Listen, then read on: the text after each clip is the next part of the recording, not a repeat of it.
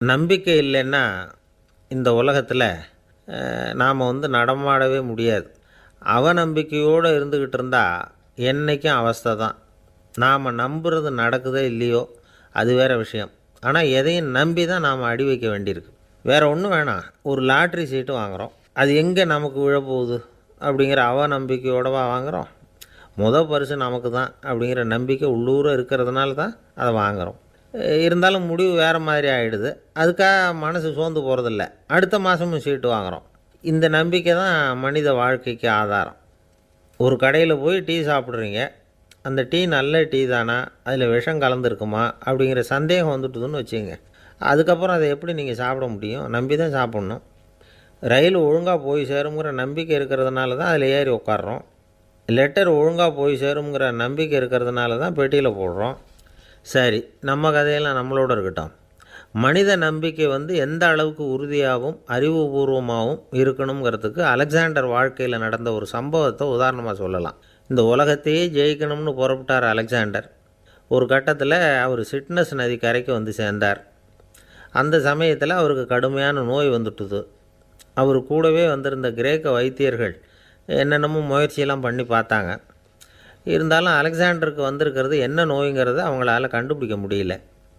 ஏன்னா அந்த பகுதியில் உள்ளவங்களுக்கு மட்டுமே அதிகமாக வரக்கூடிய ஒரு வினோதமான நோயாக இருந்தது அது. ஆனால் அவர் இருக்கிற இடம் எதிரியோட இடம், பாரசீக மன்னனோட ஆளுகைக்கு உட்பட்ட இடம். என்ன பண்ணுறது அப்படின்னு எல்லாரும் யோசனை பண்ணாங்க.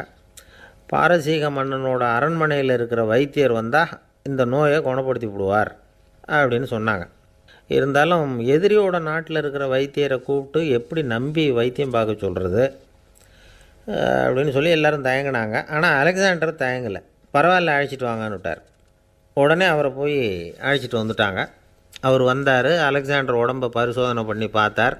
சரி, இதை குணப்படுத்தி விடலாம், பயப்பட வேண்டியதில்லை. ஆனால் இதுக்கு ஒரு மூலிகை ரசம் தயார் பண்ணி கொடுக்கணும். நான் போய் அதை தயார் பண்ணிவிட்டு 2 நாளில் திரும்பி வந்துடுறேன் அப்படின்னு சொல்லிவிட்டு போனார் அந்த வைத்தியர். அதே மாதிரி 2 நாளில் திரும்பி வந்தார் மூலிகை ரசத்தோட. இதுக்கு இடையில் அலெக்சாண்டரோட தளபதிகளில் ஒருத்தர் ரகசியமாக ஒரு எச்சரிக்கை கடிதம் கொடுத்து அனுப்பியிருக்கிறான். அதை வாங்கி என்ன விஷயம்னு பார்த்தார். இப்போ உங்ககிட்ட வந்திருக்கிற எதிரி நாட்டு வைத்தியரை நம்பாதீங்கோ, அவன் கொண்டுகிட்டு வந்திருக்கிற மூலிகை ரசத்தில் விஷம் கலந்துருக்குது அப்படின்னு அதில் எழுதியிருக்கு. அதை பார்த்தார் அலெக்சாண்டர். இருந்தாலும் கொஞ்சம் கூட அலட்டிக்கலை. வைத்தியர் கொடுத்த மருந்தை வாங்கி கடகடன்னு குடிச்சுட்டு அதுக்கப்புறம் அந்த கடிதத்தில் இருந்த விஷயத்தை அந்த வைத்தியர்கிட்ட சொன்னார். வைத்தியர் திகைச்சு போயிட்டார். தன் மேலே அலெக்சாண்டர் வச்சுருக்கிற நம்பிக்கையை பார்த்து அவருக்கு ரொம்ப வியப்பு. வைத்தியர் உண்மையிலேயே நல்ல மருந்து தான் கொண்டுகிட்டு கொடுத்துருக்கிறார், அதில் விஷம்லாம் எதுவும் கலக்கலை. அதுக்கப்புறம் அலெக்சாண்டர் அந்த வைத்தியரை பார்த்து சொன்னாராம், நம்பிக்கைங்கிற அச்சாணியை ஆதாரமாக வச்சுக்கிட்டு தான் இந்த உலகம் சுற்றிக்கிட்டு இருக்குது. எனக்கு எதிரியாக இருந்தாலும் பாரசீக மன்னர் ரொம்ப பெரியவர். அப்பேற்பட்ட மன்னருடைய அரண்மனை வைத்தியர் தொழில் நேர்மை இல்லாதவராக இருக்க மாட்டார். அப்படி இருந்தால் அவரை அரண்மனை வைத்தியராக வச்சிருக்கவே மாட்டாங்க அப்படின்னு நம்பினேன். என்னுடைய நம்பிக்கை வீண் போகலை அப்படின்னாராம். இதுதான் மானுட நம்பிக்கைங்கிறது. இந்த காலத்துலேயும் இது மாதிரி இந்த மானுட நம்பிக்கையை ரொம்பவும் சாமர்த்தியமாக கையாளுகிற கெட்டிக்காரங்க சில பேர் இருக்கிறாங்க.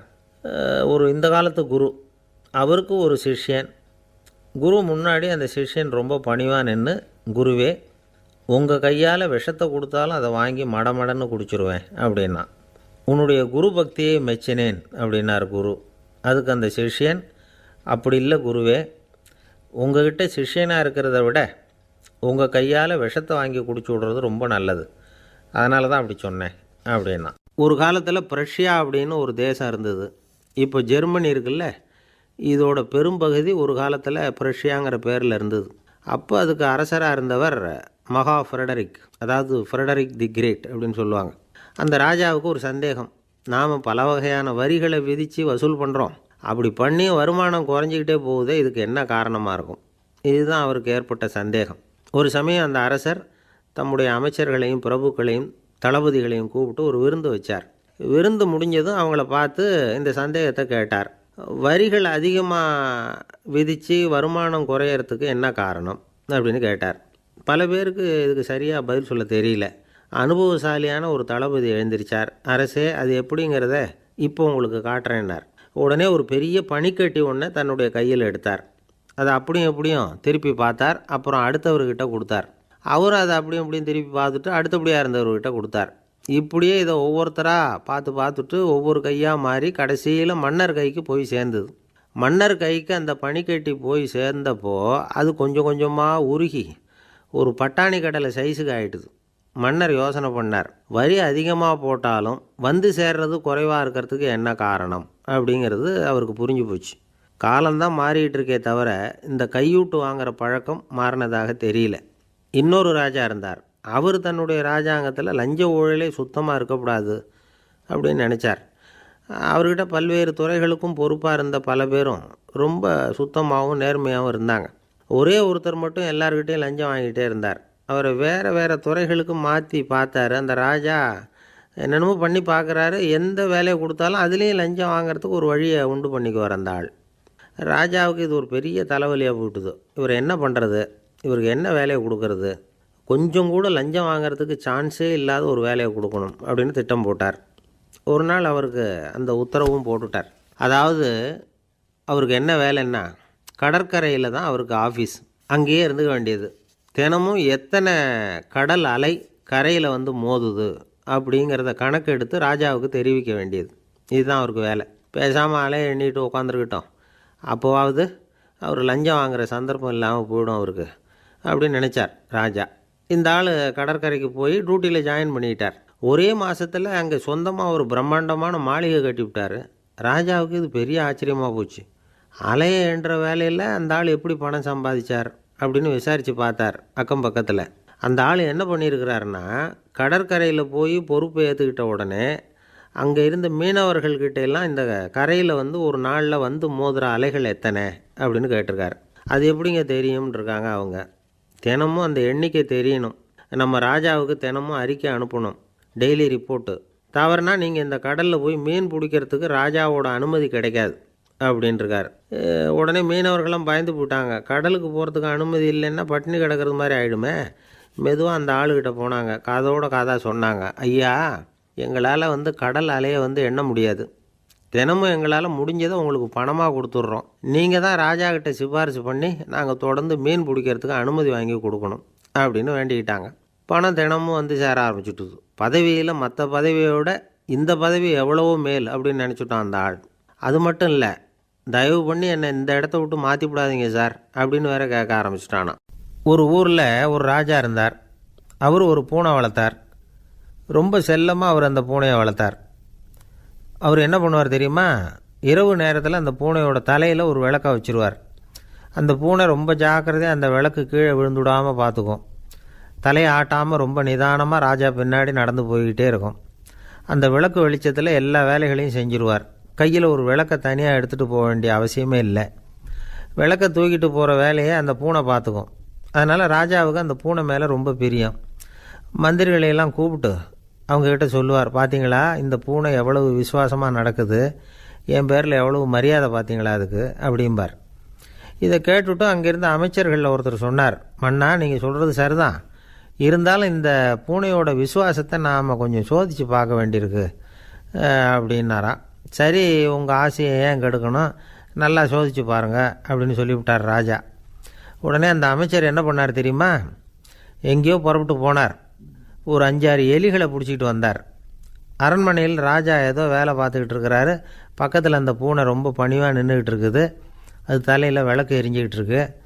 அமைச்சர் தான் பிடிச்சிக்கிட்டு வந்த எலிகளை அந்த பூனை பார்வையில் படுறது மாதிரி எதிரில் விட்டார்.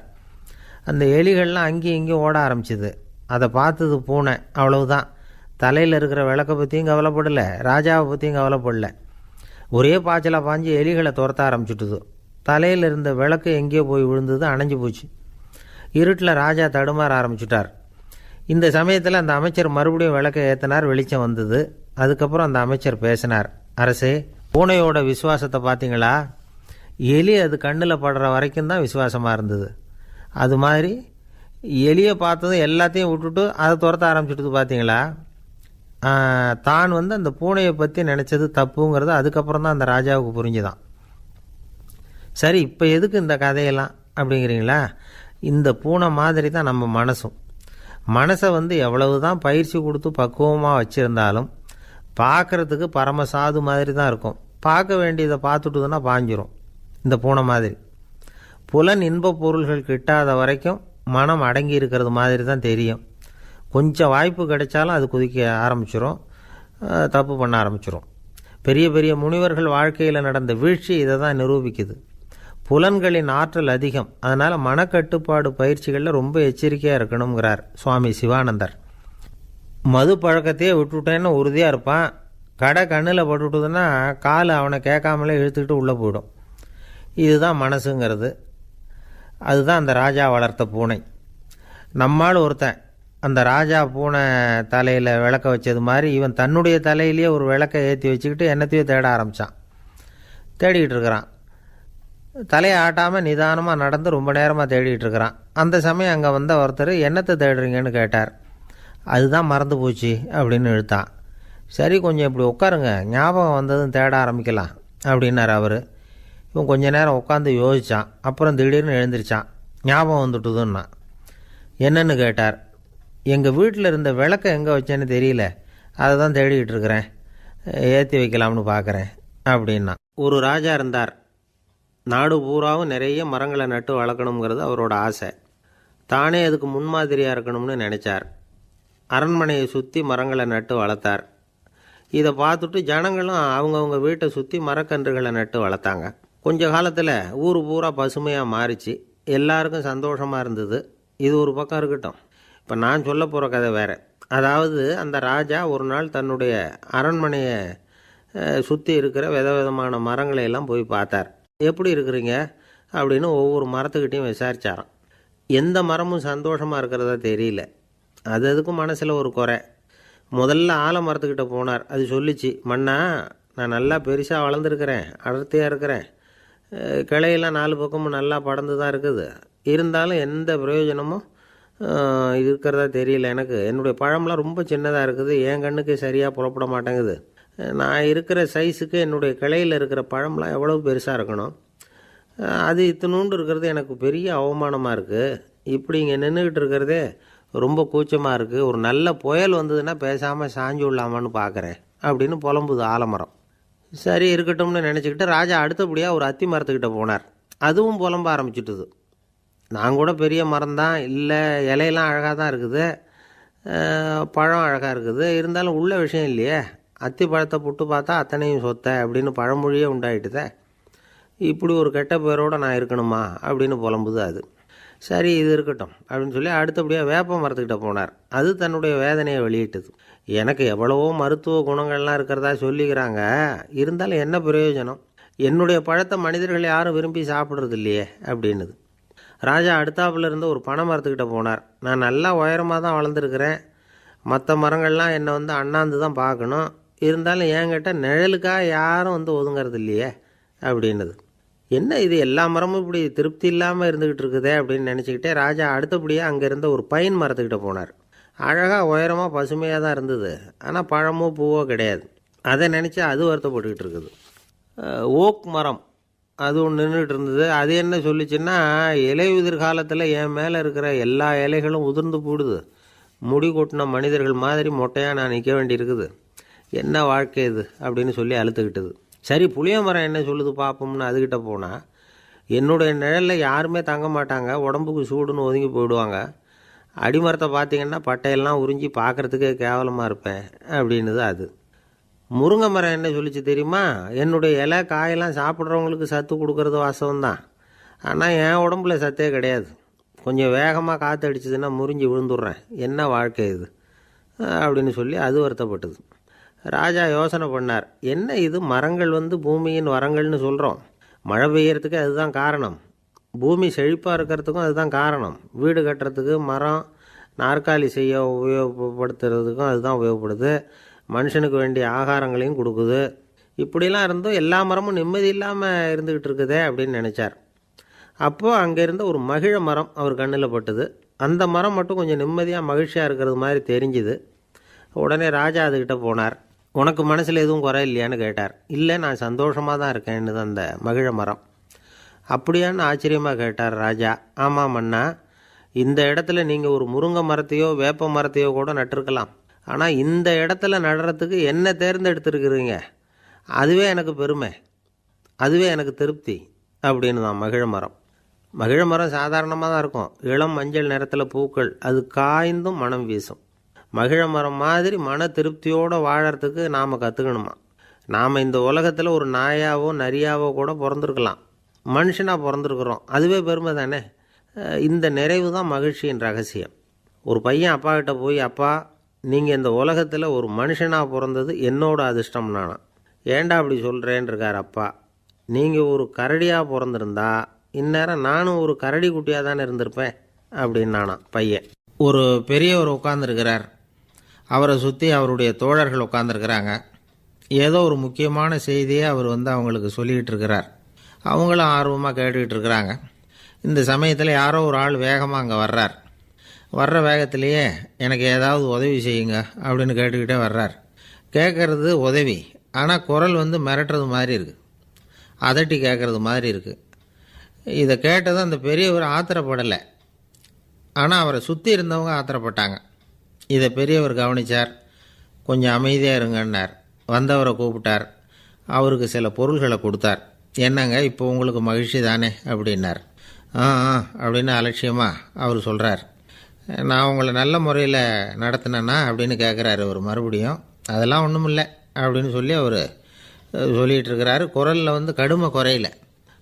சுற்றி இருந்தவங்களால் இதை பொறுத்துக்க முடியல. கோபத்தோடு அவரை நோக்கி நெருங்க ஆரம்பித்தாங்க. பெரியவர் அவங்களையெல்லாம் தடுத்து நிறுத்தினார். வந்தவரை வாங்க என்னோட அப்படின்னு சொல்லி அழைச்சிட்டு போனார். வீட்டுக்கு போனார். அங்கே போனதும் இன்னும் சில பொருள்களை எடுத்து அவர்கிட்ட கொடுத்தார். இப்போ திருப்தி தானே, நான் உங்ககிட்ட நல்ல முறையில் நடந்துக்கிட்டேனா அப்படின்னார். அவர் முகம் இப்போ தான் கொஞ்சம் மலர்ந்தது. ரொம்ப நன்றி, இறைவன் உங்கள் குடும்பத்துக்கு எல்லா நன்மைகளையும் செய்வான் அப்படின்னு சொன்னார். இதே வார்த்தைகளை என்னுடைய தோழர்கள்கிட்டே சொல்லிட்டீங்கன்னா அவங்க கோபம் தணிஞ்சிரும், வர முடியுமான்னார். கண்டிப்பாக வர்றேன் அப்படின்னாரு. மறுநாள் காலையில் அந்த இடத்துக்கு வந்தார். அதே மாதிரி சொல்லிவிட்டு அவர் போயிட்டார். தோழர்கள்லாம் ரொம்ப வியப்போடு பெரியவரை பார்த்தாங்க. அந்த பெரியவர் தான் நபிகள் நாயகம். அவர் சொன்னார், ஒருத்தன் ரொம்ப ஆசையாக ஒரு ஒட்டகத்தை வளர்த்துக்கிட்டு வந்தான். ஒரு நாள் அந்த ஒட்டகம் கயத்தை அறுத்துக்கிட்டு ஓடி போயிட்டுது. அக்கம் பக்கத்தில் இருக்கிறவங்கெல்லாம் அந்த ஒட்டகத்தை பிடிக்கிறதுக்கு முயற்சி பண்ணாங்க. அதை துரத்திக்கிட்டு ஓடினாங்க.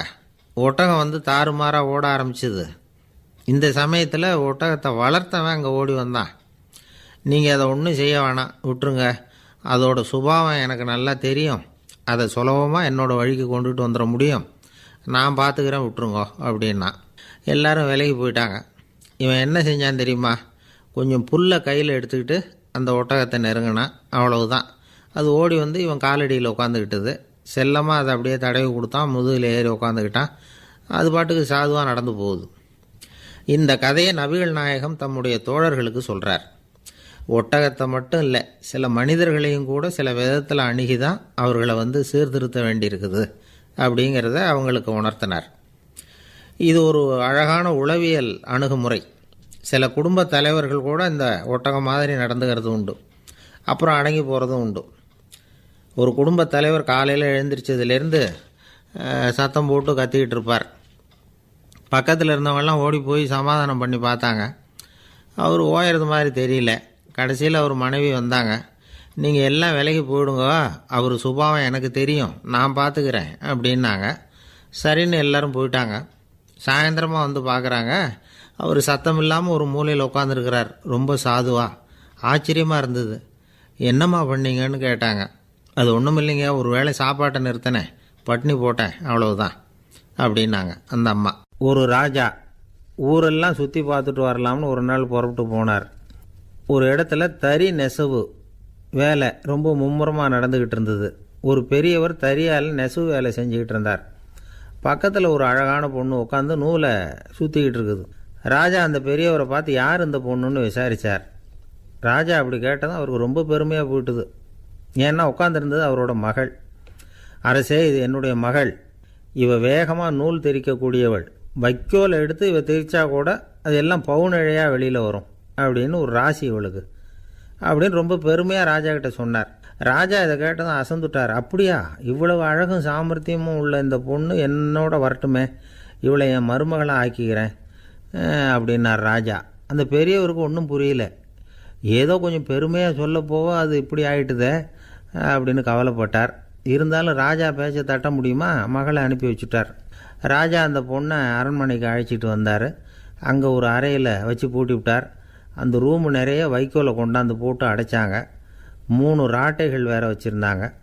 நாளைக்கு பொழுது விடியறதுக்குள்ளே நீ இந்த வைக்கோலையெல்லாம் தங்க இழைகளாக மாற்றி காட்டணும்.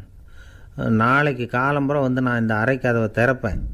உன் தகப்பன் சொன்னது மாதிரி எல்லாம் தங்கமாக மாறி இருக்கணும், இல்லைன்னா நீ உயிர் தப்ப முடியாது அப்படின்னு உத்தரவு போட்டார். பாவம் அந்த பொண்ணு என்ன பண்ணும், பகல் பூரா அழுதுகிட்டே உட்காந்துருக்குது. ராத்திரி பூராவும் தூக்கம் வரல. மறுநாள் அதிகாலை நேரத்தில் யாரோ கதவை தட்டுற சத்தம் கேட்டுது. பயந்துக்கிட்டே கதவை திறக்கிறா. திறந்து பார்த்தா வெளியில் 3 அவலட்சணமான பெண்கள். ஒருத்திக்கு வந்து கால் அகலமாக முறை மாதிரி இருக்குது, இன்னொருத்திக்கு கட்டை விரல் கரண்டி மாதிரி பெருசாக இருக்குது, 3ஆவது பொண்ணுக்கு உதடு தடித்து ரப்பர் மாதிரி தொங்கிக்கிட்டு இருக்கு. யார் நீங்கள், உங்களுக்கு என்ன வேணும் அப்படின்னு கேட்குது இந்த பொண்ணு. நாங்கள் உங்களுக்கு உதவி செய்கிறதுக்கு தான் வந்திருக்கிறோம் அப்படின்னு சொல்லி உள்ளே வந்தாங்க. உட்காந்தாங்க. கொஞ்ச நேரத்துக்குள்ளே உள்ளே இருந்த வைக்கோலையெல்லாம் தங்க இழைகளாக மாற்றி கொடுத்துட்டு போயிட்டாங்க. காலையில் ராஜா வந்தார், பார்த்தார். ஆகா பேஷுன்னார். இன்னும் கொஞ்சம் வைக்கோலை கொண்டாந்து அந்த ரூமில் போட சொன்னார். இந்த வைக்கோலையும் இன்றைக்கி தங்கமாக மாற்றிவிடு, நாளைக்கு மறுநாள் உனக்கும் இளவரசனுக்கும் கல்யாணம்னு சொல்லிவிட்டார். இன்றைக்கி ராத்திரி அந்த 3 பொண்ணுங்களும் வந்தாங்க. வைக்கோலை பொண்ணு இழைகளாக மாற்றினாங்க, புறப்பட்டாங்க. இந்த பொண்ணு அவங்க காலில் விழுந்து வணங்கினா. என் உசுரை காப்பாற்றினீங்க, உங்களுக்கு நான் என்ன கைமாறு செய்ய போகிறேன் அப்படின்னா. பயப்படாத, நீ விரும்பினா எங்களுக்கு ஒரு உதவி செய்யலாம். உன்னுடைய கல்யாணத்துக்கு நாங்கள் 3 பேரும் வரோம். நீ எங்களை வந்து வரவேற்று ராஜாக்கிட்டேயும் இளவரசர்கிட்டையும் நாங்கள் வந்து உன்னோட பெரியப்பா பொண்ணுங்கன்னு சொல்லி அறிமுகப்படுத்தி வை, நாங்கள் விருந்து சாப்பிட்டுட்டு போயிடுறோம் அப்படின்னாங்க. ரொம்பவும் சந்தோஷமாக சரின்னு ஒத்துக்கிட்டா. கல்யாண நாள் வந்தது. கல்யாணம் ரொம்ப கோலாகலமாக நடந்துக்கிட்டு இருக்கு. எல்லா தேசத்து ராஜா ராணிகளும் வந்துக்கிட்டு இருக்கிறாங்க. அந்த 3 அவலட்சணமான பொண்ணுங்களும் வந்து சேர்ந்தாங்க. யார் இவங்கன்னு கேட்டார் ராஜா. என் பெரியப்பா பொண்ணுங்க அப்படின்னா அந்த பொண்ணு. காலும் உதடும் கட்டை விரலும் ஏன் இப்படி உங்களுக்கு அவலட்சணம் ஆயிட்டுது அப்படின்னு கேட்டார். அதுக்கு அந்த பொண்ணுங்க பதில் சொன்னாங்க. என்ன செய்கிறது, ஓயாமல் வைக்கோலை நூற்று ஒருத்தியோட கட்டை விரல் அப்படி கரண்டி மாதிரி ஆயிட்டுது. நாக்கில் தொட்டு தொட்டு திரிச்சதுனால ஒருத்தியோட உதடு அப்படி ஆயிட்டுது. காலால் கட்டையை அழுத்தி அழுத்தி தறி போட்டதுனால இன்னொருத்தையோட கால் அப்படி ஆயிட்டுது. உங்கள் மருமகளாக வந்திருக்கிற இந்த பொண்ணு அந்த 3ஐயுமே செய்ய தெரிஞ்சவ தான். என்ன ஆக போதும் இன்னும் கொஞ்ச நாளில் அப்படின்னாங்க. அவ்வளவுதான். ராஜா பயந்துட்டார். அம்மா, இன்னையிலேருந்து நீ இளவரசனின் மனைவி. நீ எப்பவும் அழகாக இருக்கணும். அதனால் நீ இனிமேல் வைக்கோலை திரிக்கவே கூடாது அப்படின்னு உத்தரவு போட்டார். அவளை இக்கட்டான சூழ்நிலையிலிருந்து காப்பாற்றின அந்த 3 பொண்ணுங்களும் சந்தோஷமாக திரும்பி போயிட்டாங்களாம். சுவாமி சின்மயானந்தர் இந்த கதையை சொல்லியிருக்கிறார். தன்னலம் மறந்து சுயலாபத்தை வந்து தியாகம் செய்கிறது வைக்கோல்லேருந்து தங்க இழையை நூக்கிறது மாதிரி அப்படிங்கிறார் அவர். அது இருக்கட்டும், இப்போ நம்ம கதைக்கு வருவோம். ஒரு ராஜா தன்னோட மகனுக்கு சுயவரம் நடத்தினார். எல்லா தேசத்திலிருந்தும் ராஜகுமாரர்கள் வந்திருந்தாங்க. ராஜகுமாரியை கல்யாணம் பண்ணிக்கலாம்ங்கிற ஆசையில் சுயம்பர மண்டபத்திலேருந்து எல்லா ராஜகுமாரர்களும் அலறி அடிச்சுக்கிட்டு வெளியில் ஓடி வந்துக்கிட்டு இருக்கிறாங்களாம். ஏன் இப்படி எல்லாரும் மிரண்டு போய் ஓடி வர்றாங்கன்னு கேட்டார் ஒருத்தர். அதுக்கு இன்னொருத்தர் விவரம் சொன்னார். ராஜகுமாரியை இன்றைக்கி தான் அவங்க நேரில் பார்த்தாங்களாம், அதுதான் அப்படி ஓடி வந்துக்கிட்டு இருக்கிறாங்க அப்படின்னார். ஒரு ஜென் துறவி, அவருக்கு ரொம்ப வயசாகிட்டுது, கடைசி காலம். நண்பர்களெல்லாம் கூப்பிட்டார். நண்பர்களே, நான் வந்து வித்தியாசமான முறையில் சாகணும்னு ஆசைப்படுறேன், அதுக்கு ஏதாவது யோசனை சொல்லுங்களேன் அப்படின்னு கேட்டாராம். நண்பர்கள் சிரித்தாங்க. என்ன பேச்சு பேசுகிறீங்க, சாவறதுங்கிறது என்ன விளையாட்டு கத்தனமான காரியமா அப்படின்னு கேட்டிருக்காங்க. அந்த துறவி கொஞ்ச நேரம் யோசனை பண்ணார். அப்புறம் கேட்டாராம், இது வரைக்கும் யாராவது நடந்துக்கிட்டே இறந்துருக்குறாங்களா அப்படின்னாராம். எல்லாரும் இல்லைன்னாங்களாம். ஒருத்தர் மட்டும் சொல்லியிருக்கார். அப்படியும் ஒருத்தர் இறந்துருக்கிறதாக ஒரு கதையில் படிச்சிருக்கிறேன். ஒரு ஞானியால் தான் அப்படியெல்லாம் செய்ய முடியும் அப்படின்னு அவர் சொன்னாராம். சரி, அப்படின்னா அந்த முறை நமக்கு வேணாம். நின்றுக்கிட்டே யாராவது உயிரை விட்டுருக்காங்களா அப்படின்னு விசாரித்தாராம். அப்படியும் ஒருத்தர் இறந்துருக்கிறார் அப்படின்னாங்களாம். மறுபடியும் அந்த துறவி யோசனை பண்ணியிருக்கிறார். ஏதாவது வித்தியாசமான முறையில் நாம் வந்து போகணும் அப்படிங்கிறது அவருடைய விருப்பம். மனிதன் எப்படி வாழ்கிறானோ அப்படி இறப்பது தான் நல்லது. சரி, யாராவது தலைகீழாக வந்து யோகம் செய்யும் நிலையில் இறந்துருக்கிறாங்களா அப்படின்னு விசாரித்தாராம். நண்பர்கள் சிரித்தாங்க. தலைகீழாக நின்னபடி இறந்ததாக நாங்கள் கேள்விப்பட்டதே இல்லை, அது முடியாத காரியம் அப்படின்ட்டுருக்காங்க. இப்போ அந்த துறவிக்கு திடீர்னு உற்சாகம் வந்துட்டுது. உடனே எழுந்திரிச்சார், தலைகீழாக நின்னார், அப்படியே உயிரை விட்டுட்டார். அவ்வளோதான். அந்த மடாலயத்தில் ஒரே குழப்பம். எப்படி அவரை கீழே இறக்கி படுக்க வைக்கிறது அப்படின்னு புரியல. இப்படி உயிர் விடுறதை பற்றி அவங்க இது வரைக்கும் கேள்விப்பட்டதும் இல்லை. உண்மையிலேயே வந்து இவர் வந்து இறந்து தான் போனாராங்கிறதும் தெரியல. சோதித்து பார்த்தாங்க. இதய துடிப்பு, நாடி துடிப்பு எல்லாம் நின்று போயிருந்தது. இவர் எப்பவும் இப்படி தான், என்ன பண்ணுறது இப்போது அப்படின்னு சொல்லி எல்லோரும் குழம்பிக்கிட்டு இருக்கிற சமயத்தில் ஒரு பெரிய ஒரு யோசனை சொன்னார். இந்த துறவியோட மூத்த சகோதரி பக்கத்து மடாலயத்தில் இருக்கிறாங்க, அவங்கள இங்கே அழைச்சிட்டு வந்தால் ஏதாவது வழி கிடைக்கும் அப்படின்னார். அந்த அம்மாவுக்கு 90 வயசு. அழைச்சிட்டு வந்தாங்க. ஒரு குச்சியை ஊன்றிக்கிட்டு அப்படியே மெதுவாக நடந்து வந்தாங்க. வந்து தம்பி, தலைகீழாக நின்று உயிர் விட்டு இறக்கிறத பார்த்தாங்க. தம்பின்னு கூப்பிட்டு பார்த்தாங்க, ஒன்றும் காணோம். உடனே என்ன பண்ணாங்க, தன்னுடைய கைத்தடியால் தம்பியோட உடலை ஒரு தட்டு தட்டினாங்க. ஏப்பா, சாகிறப்பவும் உன்னுடைய குறும்புத்தனத்தை விடலையா? இப்படியாடா சாகிறது, ஒழுங்காக செத்து தொலை அப்படின்னாங்களாம். அவ்வளவுதான். உடனே அந்த துறவி திரும்பி நேராக நின்னார். அக்கா, கோவப்படாத, நான் ஒழுங்காக சாகிறேன், எப்படி செத்தா என்ன, எல்லாம் எனக்கு ஒன்று தான் அப்படின்னு சொல்லிவிட்டு அப்படியே தரையில் படுத்து உயிரை விட்டாராம். அதுக்கப்புறம் அந்த அம்மா கோலை வந்து கையில் எடுத்துக்கிட்டு அப்படியே திரும்பி கூட பார்க்காம அவங்க பாட்டுக்கு போயிட்டாங்களாம். மரணத்தை ஒரு விளையாட்டாக ஆக்கிய அந்த துறவிக்கு வாழ்க்கையே ஒரு விளையாட்டாக தான் இருந்திருக்குது. எந்த நோக்கமும் இல்லாமல் செயல்படுறதுன்னா என்னங்கிறதும் அவருக்கு தெரிஞ்சிருக்குது. பயனை எதிர்பார்க்காமல் பணி செய்து வாழ்ந்து மறைந்த மகான் அவர். தம்முடைய தொழிலை வந்து விளையாட்டு போல் செய்ய தெரிஞ்சவருக்கு வாழ்க்கையே ஒரு விளையாட்டாக மாறிடும். எல்லாமே விளையாட்டாகி விடுகிற போது மரணமும் விளையாட்டாகிவிடும் அப்படிங்கிறது தான் அந்த தத்துவம். ஆனால் அதுக்கு முன்னாடி உங்களுக்குள்ளே இருக்கிற உண்மையான நடிகனை வந்து நீங்கள் அடையாளம் கண்டுபிடிக்கணும். நீங்கள் நடிக்க வேண்டியதே இல்லை, நீங்கள் ஏற்கனவே நடிச்சுக்கிட்டு தான் இருக்கிறீங்க. நீங்கள் இந்த உண்மையை தெரிஞ்சுக்கணும், அவ்வளவுதான். இதுதான் ஞானிகளுடைய கருத்து. நீங்கள் தெருவில் நடந்து போயிட்டுருக்கிறீங்க, எதிரில் வர்றவர் உங்களை பார்த்து எப்படி இருக்கிறீங்கன்னு கேட்குறார். நல்லா இருக்கிறேங்கிறீங்க. உண்மையிலேயே நாம் நல்லா இருக்க மாட்டோம், ஏதாவது உடம்புல கோளாறு இருக்கும். ஆனால் அப்படி சொல்லுவோம், நல்லா இருக்கிறேன் அப்படின்னு. அது நடிப்பு தானே. உங்களை சந்தித்ததில் ரொம்ப மகிழ்ச்சி அப்படின்னு சொல்கிறோம்.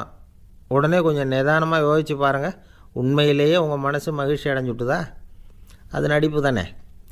வாழ்க்கையை சரியாக புரிஞ்சுக்கிட்டால் எல்லாமே நடிப்புங்கிறது புரியும்.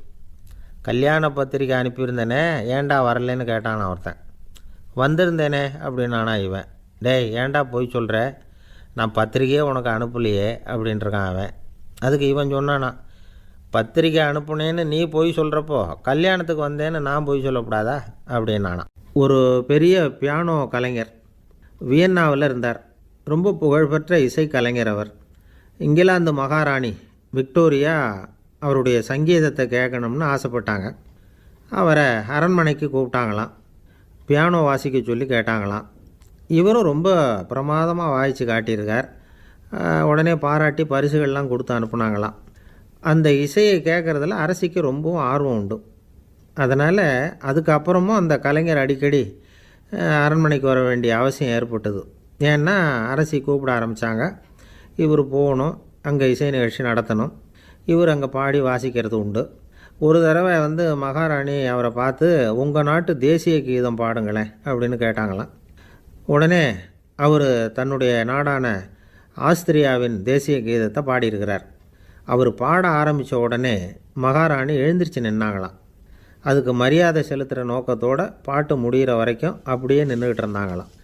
இதுதான் அந்த அரசியினுடைய பெருந்தன்மை. அதாவது நாட்டுப்பற்றுங்கிறது அந்த அளவுக்கு அப்படி இருக்கணும். இப்படி ஒரு அரசியே நம்ம நாட்டு தேசிய கீதத்துக்கு எழுந்திரிச்சு நின்று மரியாதை செலுத்துகிறாங்க அப்படிங்கிறத புரிஞ்சிக்கும் பொழுது அந்த முதிய கலைஞரின் மகிழ்ச்சிக்கு அளவே இல்லையாம். அதுக்கப்புறம் அந்த பியானோ கலைஞர் ஒரு நாள் தன்னுடைய நண்பர் ஒருத்தர்கிட்ட பேசிக்கிட்டு இருந்தாராம். அப்போ சொன்னாராம், மகாராணியார் வந்து எனக்கு எவ்வளவோ பரிசுகள்லாம் கொடுத்துருக்குறாங்க. ஒரு தடவை எனக்கு வைரக்கல் பதித்த அணி ஒன்றை கூட பரிசாக கொடுத்தாங்க. ஆனால் அதை விட உயர்ந்த விலை மதிக்க முடியாத அணி என்ன தெரியுமா? நான் என்னுடைய நாட்டு தேசிய கீதத்தை நான் பாடுறப்போ அவங்க எழுந்திரிச்சு நின்று மரியாதை செலுத்தினாங்களே, அதுதான் எனக்கு கிடைச்ச மிகப்பெரிய பரிசு அப்படின்னாராம்.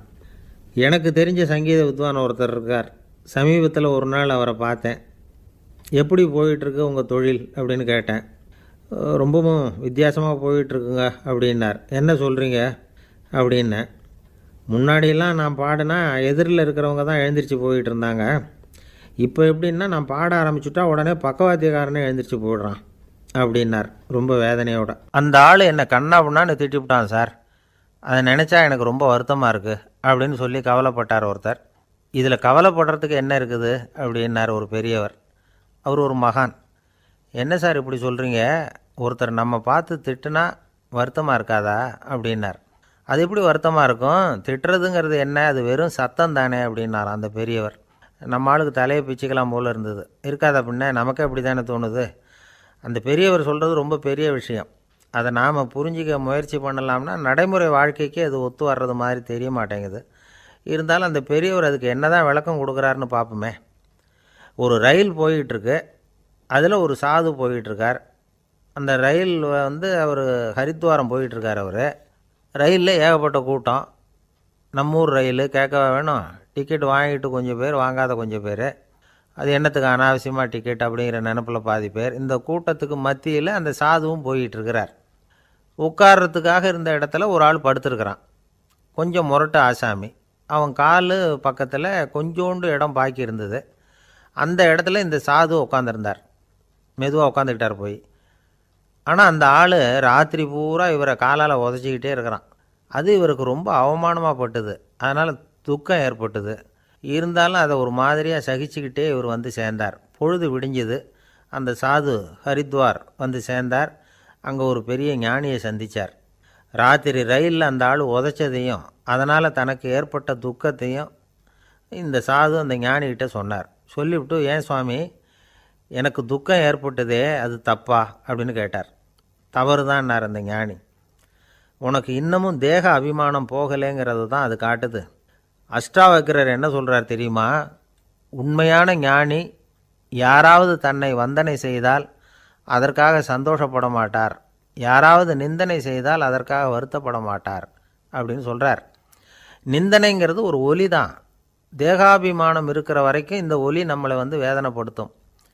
நான் தேகம் இல்லை, ஆத்மா அப்படிங்கிற நினைவு இருந்தால் இந்த ஒலி நம்மளை பாதிக்காது. மனு என்ன சொல்கிறார் தெரியுமா? ஒரு சாதகன் பாராட்டுதலை விஷம்னு நினச்சி பயப்படணும், அவமானத்தை அமிர்தம்னு நினச்சி சந்தோஷப்படணுங்கிறார். அவமானப்பட்டால் கவலைப்படாமல் எப்படி இருக்க முடியும் அப்படின்னு தான் நமக்கு தோணும். அதனால தான் நம்மளில் யாரும் இதுக்கு உதாரணமாக யாரையும் காட்ட முடியல. புத்தரையும் கபீரையும் உதாரணமாக காட்டுறாங்க. அவங்களுக்கெல்லாம் அவமானம் ஏற்பட்டப்போ கவலையே படலையாம். புத்தரை அவமானப்படுத்தணுங்கிறதுக்காக கௌசாம்பி ராணி ஒரு இளம் பெண்ணை கொலை பண்ணி சடலத்தை புத்தர் குடிசைக்கு முன்னாடி போட சொன்னார். போட்டாங்க. புத்தர் தான் அந்த பொண்ணை கெடுத்து கொலை பண்ணிவிட்டாருன்னு எல்லாரும் நினச்சாங்க. ஆனால் புத்தர் இதை பற்றி கவலையே படலை. அப்புறமா உண்மை தெரிஞ்சதும் புத்தர் புகழ் இன்னும் அதிகமாயிட்டுது. ஒரு பெரிய சபையில் ஒரு மோசமான பொண்ணு நுழைஞ்சி தனக்கும் கபீருக்கும் சம்பந்தம் உண்டுன்னு சொன்னார். கபீர் கவலைப்படலை. அவங்க மாதிரியெல்லாம் நாமளும் இருக்க கற்றுக்கணும். நிந்தனை, அபகீர்த்தி, அவமானம் எல்லாம் ஆண்டவன் கொடுக்குற பிரசாதம்னு நினைக்கணும் அப்படின்னு சொல்கிறார் அந்த ஞானி. இதை கேட்ட இந்த காலத்து ஆசாமி ஒருத்தர், நான் கூட அப்படி தான் சார், யாராவது அவமானப்படுத்தினா கவலைப்பட மாட்டேன். நேற்று கூட ஒருத்தர் என்ன பலார்னு அரைஞ்சுட்டார், நான் கொஞ்சம் கூட கவலைப்படலை, பேசாமல் வந்துட்டேன்னார். ஏன் அப்படி வந்துட்டீங்க அப்படின்னேன். அவர் அரைஞ்சதுலேயும் ஒரு அர்த்தம் இருந்தது, அதனால தான் அப்படி வந்துட்டேன்னார். ஏன் அரைஞ்சாருன்னு கேட்டேன். 10 வருஷத்துக்கு முன்னாடி 15 ரூபா அவர்கிட்ட கடன் வாங்கினேன், அதை கேட்டு கேட்டு பார்த்துட்டு கடைசியாக தான் அரைஞ்சார் அப்படின்னார். ஆண்டவனுடைய பிரசாதம் இவருக்கு அடிக்கடி கிடைக்கும் போல இருக்குது. ஆசைப்படுறதுல தப்பு இல்லை, ஆனால் அந்த ஆசை தேவைக்கு தகுந்த மாதிரி இருக்கணும். தேவைக்கு மீறிய ஆசைகள் இருக்குது பாருங்கள், அது தேவையில்லை. இந்த கருத்தை வலியுறுத்தது மாதிரி ஒரு கதை உண்டு. தேவேந்திரனுக்கு திடீர்னு வீடு கட்டணும்னு ஒரு ஆசை வந்துதான். வீடுன்னா நாம் கட்டுற மாதிரி இல்லை. தேவேந்திரன் வீடுன்னா சும்மாவா? ஒரு பிரம்மாண்டமான அரண்மனை கட்டணும். அது மாதிரி இந்த 3 லோகத்துலேயும் ஒரு அரண்மனை கிடையாது அப்படின்னு எல்லாரும் சொல்லணும். இது அவனோட ஆசை. உடனே தேவ தச்சரான விஸ்வகர்மாவை கூப்பிட்டான், உத்தரவு போட்டான். விஸ்வகர்மா தன்னுடைய உதவியாளர்களை எல்லாம் கூப்பிட்டு ஒன்றா சேர்த்துக்கிட்டார். படாத பாடுபட்டு ஒரு பெரிய அரண்மனையை கட்டி முடித்தார். கட்டி முடிக்க 1000 வருஷம் ஆச்சு. தேவேந்திரன் வந்து பார்க்குறான். அவனுக்கு திருப்தி ஏற்படலை. என்னுடைய அந்தஸ்துக்கு இது ரொம்ப சாதாரணமான கட்டிடம், இதை விட இன்னும் பெருசாக கட்டு அப்படின்னா.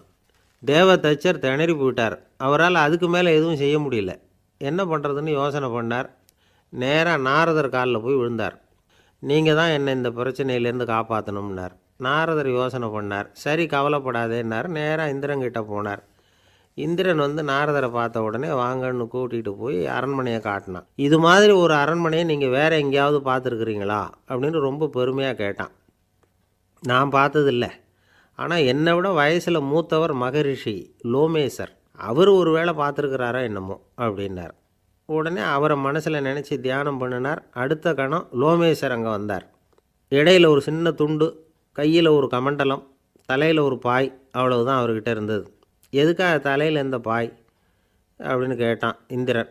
என்ன மாதிரி அற்ப ஆயுள் உள்ள ஒரு ஜீவன் தனியாக வீடு கட்டிக்கிட்டு திண்டாடணுமா?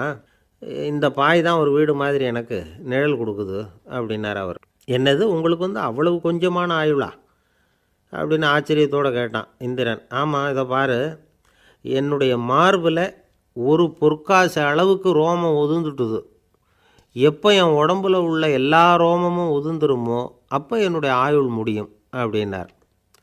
எப்போ அந்த ரோமங்கள் பூரா உதிரும்னு கேட்டான் இவன்.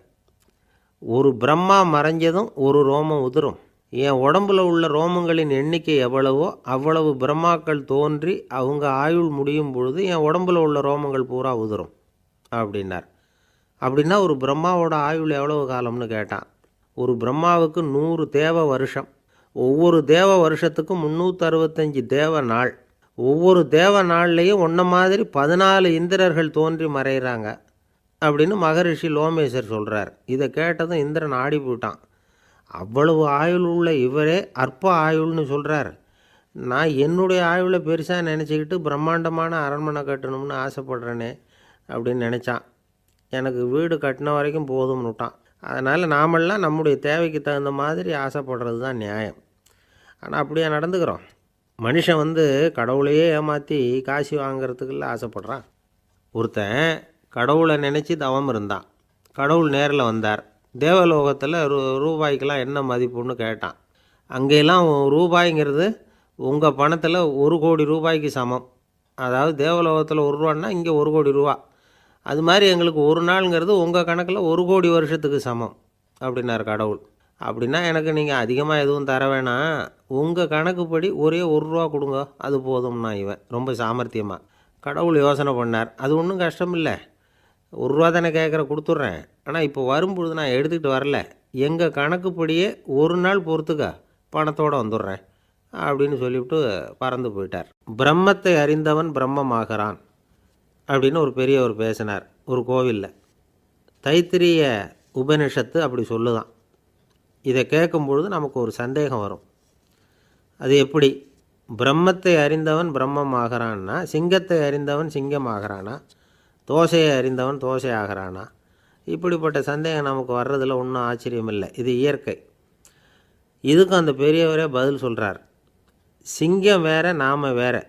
அதனால் சிங்கத்தை அறிந்தவன் சிங்கமாக மாட்டான். ஆனால் பிரம்மம் வேற, நாம் வேற இல்லை. அதனால் பிரம்மத்தை அறிந்தவன் பிரம்மமாகறான் அப்படிங்கிறது அவரோட விளக்கம்.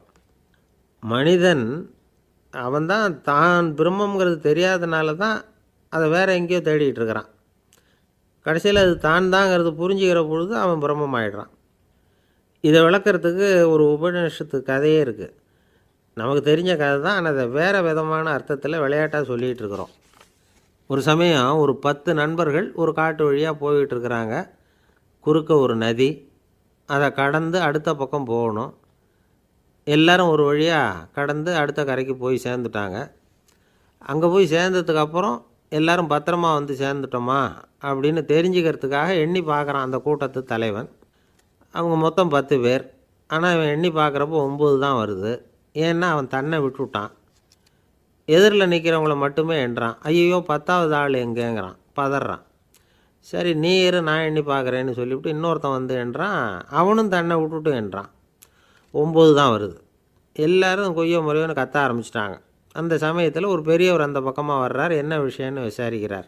10வது ஆள் 6 அடிச்சுட்டு போட்டுது அப்படின்னு சொல்லி இவங்க அழறாங்க. சரி அழாதீங்க அப்படின்னு சொல்லி அந்த தலைவனை பார்த்து இப்படி வாங்குறார். வர்றான். இப்போ எனக்கு முன்னாடி ஒரு தரம் எண்ணு பார்க்கலாம்ங்கிறார்.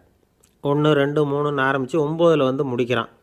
உடனே பெரியவர் நீ தான் அந்த 10வது ஆள் அப்படிங்கிறார். இது உண்மை.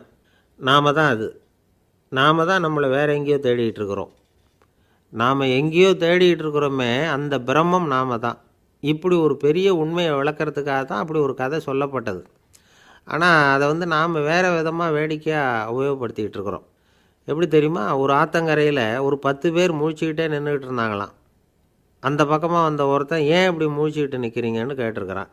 எங்களுக்கு நீச்சல் தெரியாது, நாங்கள்லாம் அடுத்த கரைக்கு போய் சேரணும் அப்படின்னு நாங்களாம். சரி நான் கொண்டுட்டு போய் விடுறேன். எல்லாரும் அக்கறைக்கு போய் சேர்ந்த உடனே ஆளுக்கு ₹1 வீதமாக மொத்தம் ₹10 எனக்கு கொடுக்கணும் அப்படின்ட்டுருக்கான் இவன். சரின்னு ஒத்துக்கிட்டாங்க. இவன் ஒவ்வொருத்தராக கையை பிடிச்சி மெதுவாக ஆற்றுல இறக்கி அழைச்சிட்டு போயிட்டான். 9 பேரை கரை சேர்த்துட்டான். 10வது ஆள் பாதி ஆற்றுல போயிட்டு இருக்கிறப்போ திடீர்னு வெள்ளம் வந்துட்டுது. புடி நழுவி போச்சு. கையை விட்டுட்டான். வெள்ளம் அடிச்சிட்டு போட்டுது. அழைச்சிட்டு வந்தவன் நீச்சல் அடித்து தடுமாறி கரைக்கு வந்து சேர்ந்துட்டான். கரையில் இருந்தவங்களுக்கு இந்த விஷயம் தெரியாது. இருந்தாலும் இவன் உடம்பு பூரா நனைஞ்சி கொஞ்சம் அதிகமாக மூச்சு வாங்க நின்றுக்கிட்டு இருந்தானா, ஏன் இப்படி மூச்சு வாங்குது, என்ன விஷயம் அப்படின்னு கேட்டாங்களாம். அதுக்கு இவன் கொஞ்சமாக அலட்டிக்காமல் சொன்னானா, வேறு ஒன்றும் இல்லை, நீங்கள் கொடுக்க வேண்டிய ₹10ல் ₹1 குறைஞ்சி போச்சு அவ்வளவுதான் அப்படின்னானா. அமெரிக்க ஜனாதிபதி ஆப்ரஹாம் லிங்கன் ஒரு நாள் தன்னோட கோச்சு வண்டியில் தலைநகரான வாஷிங்டனுக்கு போயிட்டுருக்கிறார். கோச்சு வண்டி ஒரு சாலையில் போயிட்டுருக்கு. அந்த சாலைக்கு ஒரு பக்கத்தில் பயங்கரமான சதுப்பு நிலம். சதுப்பு நிலம்னா அது புதைகுழி, புதை மணல்ங்கிறோம்ல, அது மாதிரி. அந்த சதுப்பு நிலத்தில் யாராவது மாட்டிக்கிட்டா அவ்வளவுதான், ஆளை கொஞ்சம் கொஞ்சமாக உள்ளே அமுக்கிவிடும். தப்பிச்சு கரையிறது கஷ்டம். அப்படிப்பட்ட நிலம் அது. ஆப்ரஹாம் லிங்கன் ஏதோ ஒரு முக்கியமான அரசாங்க வேலையாக போயிட்டு திரும்பி வந்துக்கிட்டு இருக்கிறார். அதனால் அந்த சமயத்தில் அவர் விலை உசந்த ஆடைகளை அணிஞ்சிருக்கிறார். அப்படி அவர் அந்த கோச்சு வண்டியில் வந்துக்கிட்டு இருக்கிறாரு. அந்த சமயத்தில் ஒரு காட்சி அவர் கண்ணில் பட்டுவிட்டது. என்ன தெரியுமா? ரோட்டுக்கு பக்கத்தில் இருந்த சதுப்பு நிலத்தில் ஒரு இளம் பன்றிக்குட்டி சிக்கிக்கிட்டு தவிச்சிக்கிட்டு இருக்குது. பரிதாபமாக கத்திக்கிட்டு இருக்குது. அதை பார்த்தார் லிங்கன். அவருக்கு என்ன மாதிரி ஆயிட்டுது. உடனே வண்டியை நிறுத்த சொன்னார். கீழே இறங்கினார். தன்னோட விலை உசந்த ஆடைகளை பற்றி லட்சியம் பண்ணவே இல்லை. தனக்கே ஆபத்து வரலாம்ங்கிறத பற்றியும் கவலைப்படலை. தான் ஒரு குடியரசுத் தலைவருங்கிறத பற்றியும் அவர் நினச்சி பார்க்கல. நேராக அந்த சதுப்பு நிலம் பக்கமாக போனார். அந்த சேத்துல இறங்கி பன்றிக்குட்டியை காப்பாற்றி கரைக்கு கொண்டுட்டு வந்து சேர்த்துட்டார். அதுக்கப்புறம் நிம்மதியாக கோச்சு வண்டியில் ஏறி வெள்ள மாளிகைக்கு வந்து சேர்ந்தார். ட்ரெஸ்ஸு உடம்பு பூரா சேறு சகதி. பார்க்குறவங்களுக்கெல்லாம் ஆச்சரியமாக போச்சு. அவங்களுக்கு ஒன்றும் புரியல. இவர் நேராக ட்ரெஸ்ஸு மாற்றிக்கிறதுக்காக போனார். கோச்சு வண்டி ஓட்டிகிட்டு வந்தவங்கிட்ட போய் எல்லோரும் கேட்டாங்க என்ன ஆச்சு அப்படின்னு. அவர் வர்ற வழியில் நடந்த விவரத்தை சொன்னார். ஆப்ரஹாம் லிங்கனுடைய இந்த இறக்க குணத்தை எல்லாரும் பாராட்டினாங்களாம், புகழ்ந்தாங்களாம். ஆனால் இதுக்கு லிங்கன் என்ன பதில் சொன்னார் தெரியுமா? தயவு பண்ணி இந்த புகழ்ச்சியான பேச்சையெல்லாம் ஒதுக்குங்க, அதெல்லாம் வேணாம். அந்த சின்ன பிராணி சகதியில் மாட்டிக்கிட்டு துடிச்சிக்கிட்டு இருந்தது, அதை பார்த்தேன். உடனே என்னுடைய இதயத்தில் ஒரு முள் தைச்சது மாதிரி ஒரு உணர்வு. அந்த முள்ளை பிடுங்கி எறிஞ்சேன், அவ்வளவுதான். உண்மையில் அந்த பிராணிக்கு நான் வந்து உதவினேங்கிறத விட எனக்கு ஏற்பட்ட இன்னலை போக்கிட்டேன் அப்படிங்கிறது தான் உண்மை. அதுதான் பொருத்தம். அப்படி இருக்கிறப்போ இதில் புகழறதுக்கு என்ன இருக்குது அப்படின்னாராம் ஆப்ரஹாம் லிங்கன். எவ்வளவு யதார்த்தமான வார்த்தைகள் பாருங்கள். இந்த காலத்தில் நம்மளையும் பல பேர் அப்படி உண்டு. நீச்சல் தெரியாத ஒரு ஆள் தண்ணியில் இறங்கிட்டான்.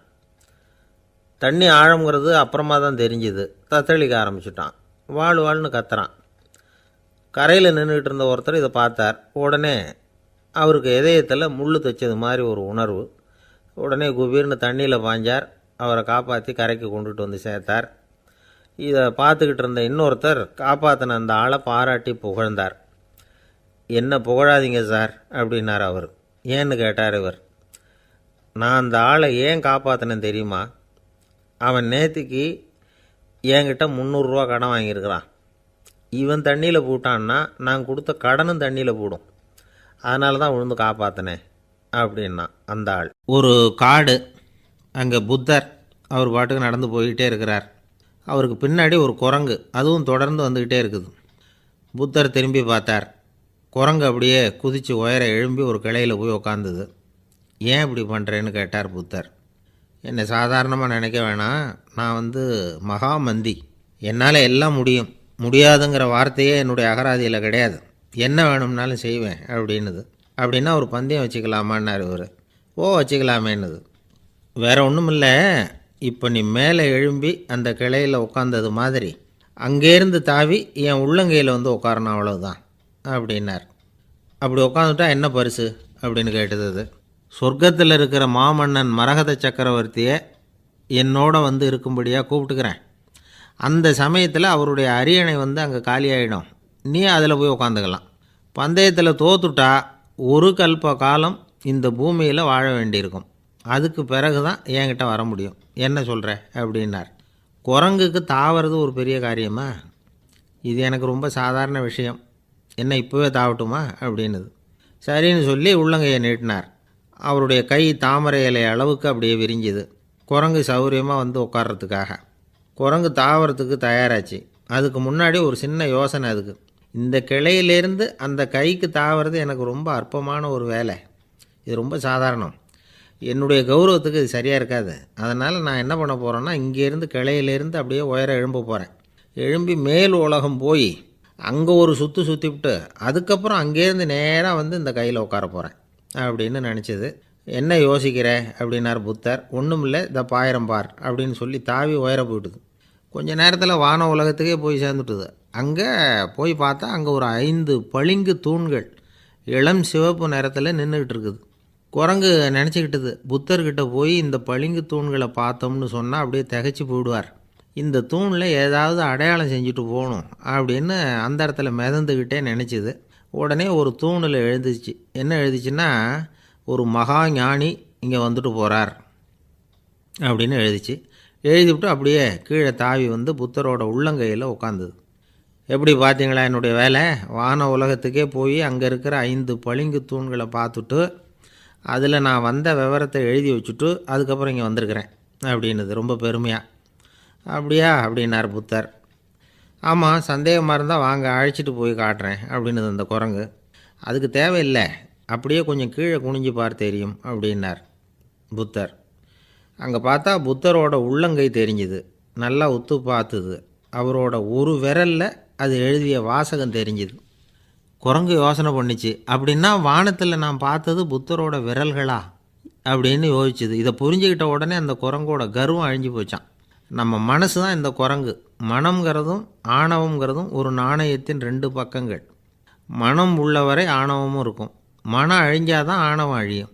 மனம் அழிய வேண்டும் அப்படின்னு பெரியவங்க சொல்கிறது இந்த அர்த்தத்தில் தான். நம்ம ஆளுங்க சவால் விடுறதெல்லாம் வேறு மாதிரி. ஒருத்தன் ஒரு வாய்க்காலை தாண்டுறேன்னு பந்தயம் கட்டி தாண்ட முடியாமல் வாய்க்காலில் விழுந்து காலை உடச்சிக்கிட்டு கட்டு போட்டுக்கிட்டு வந்தான்.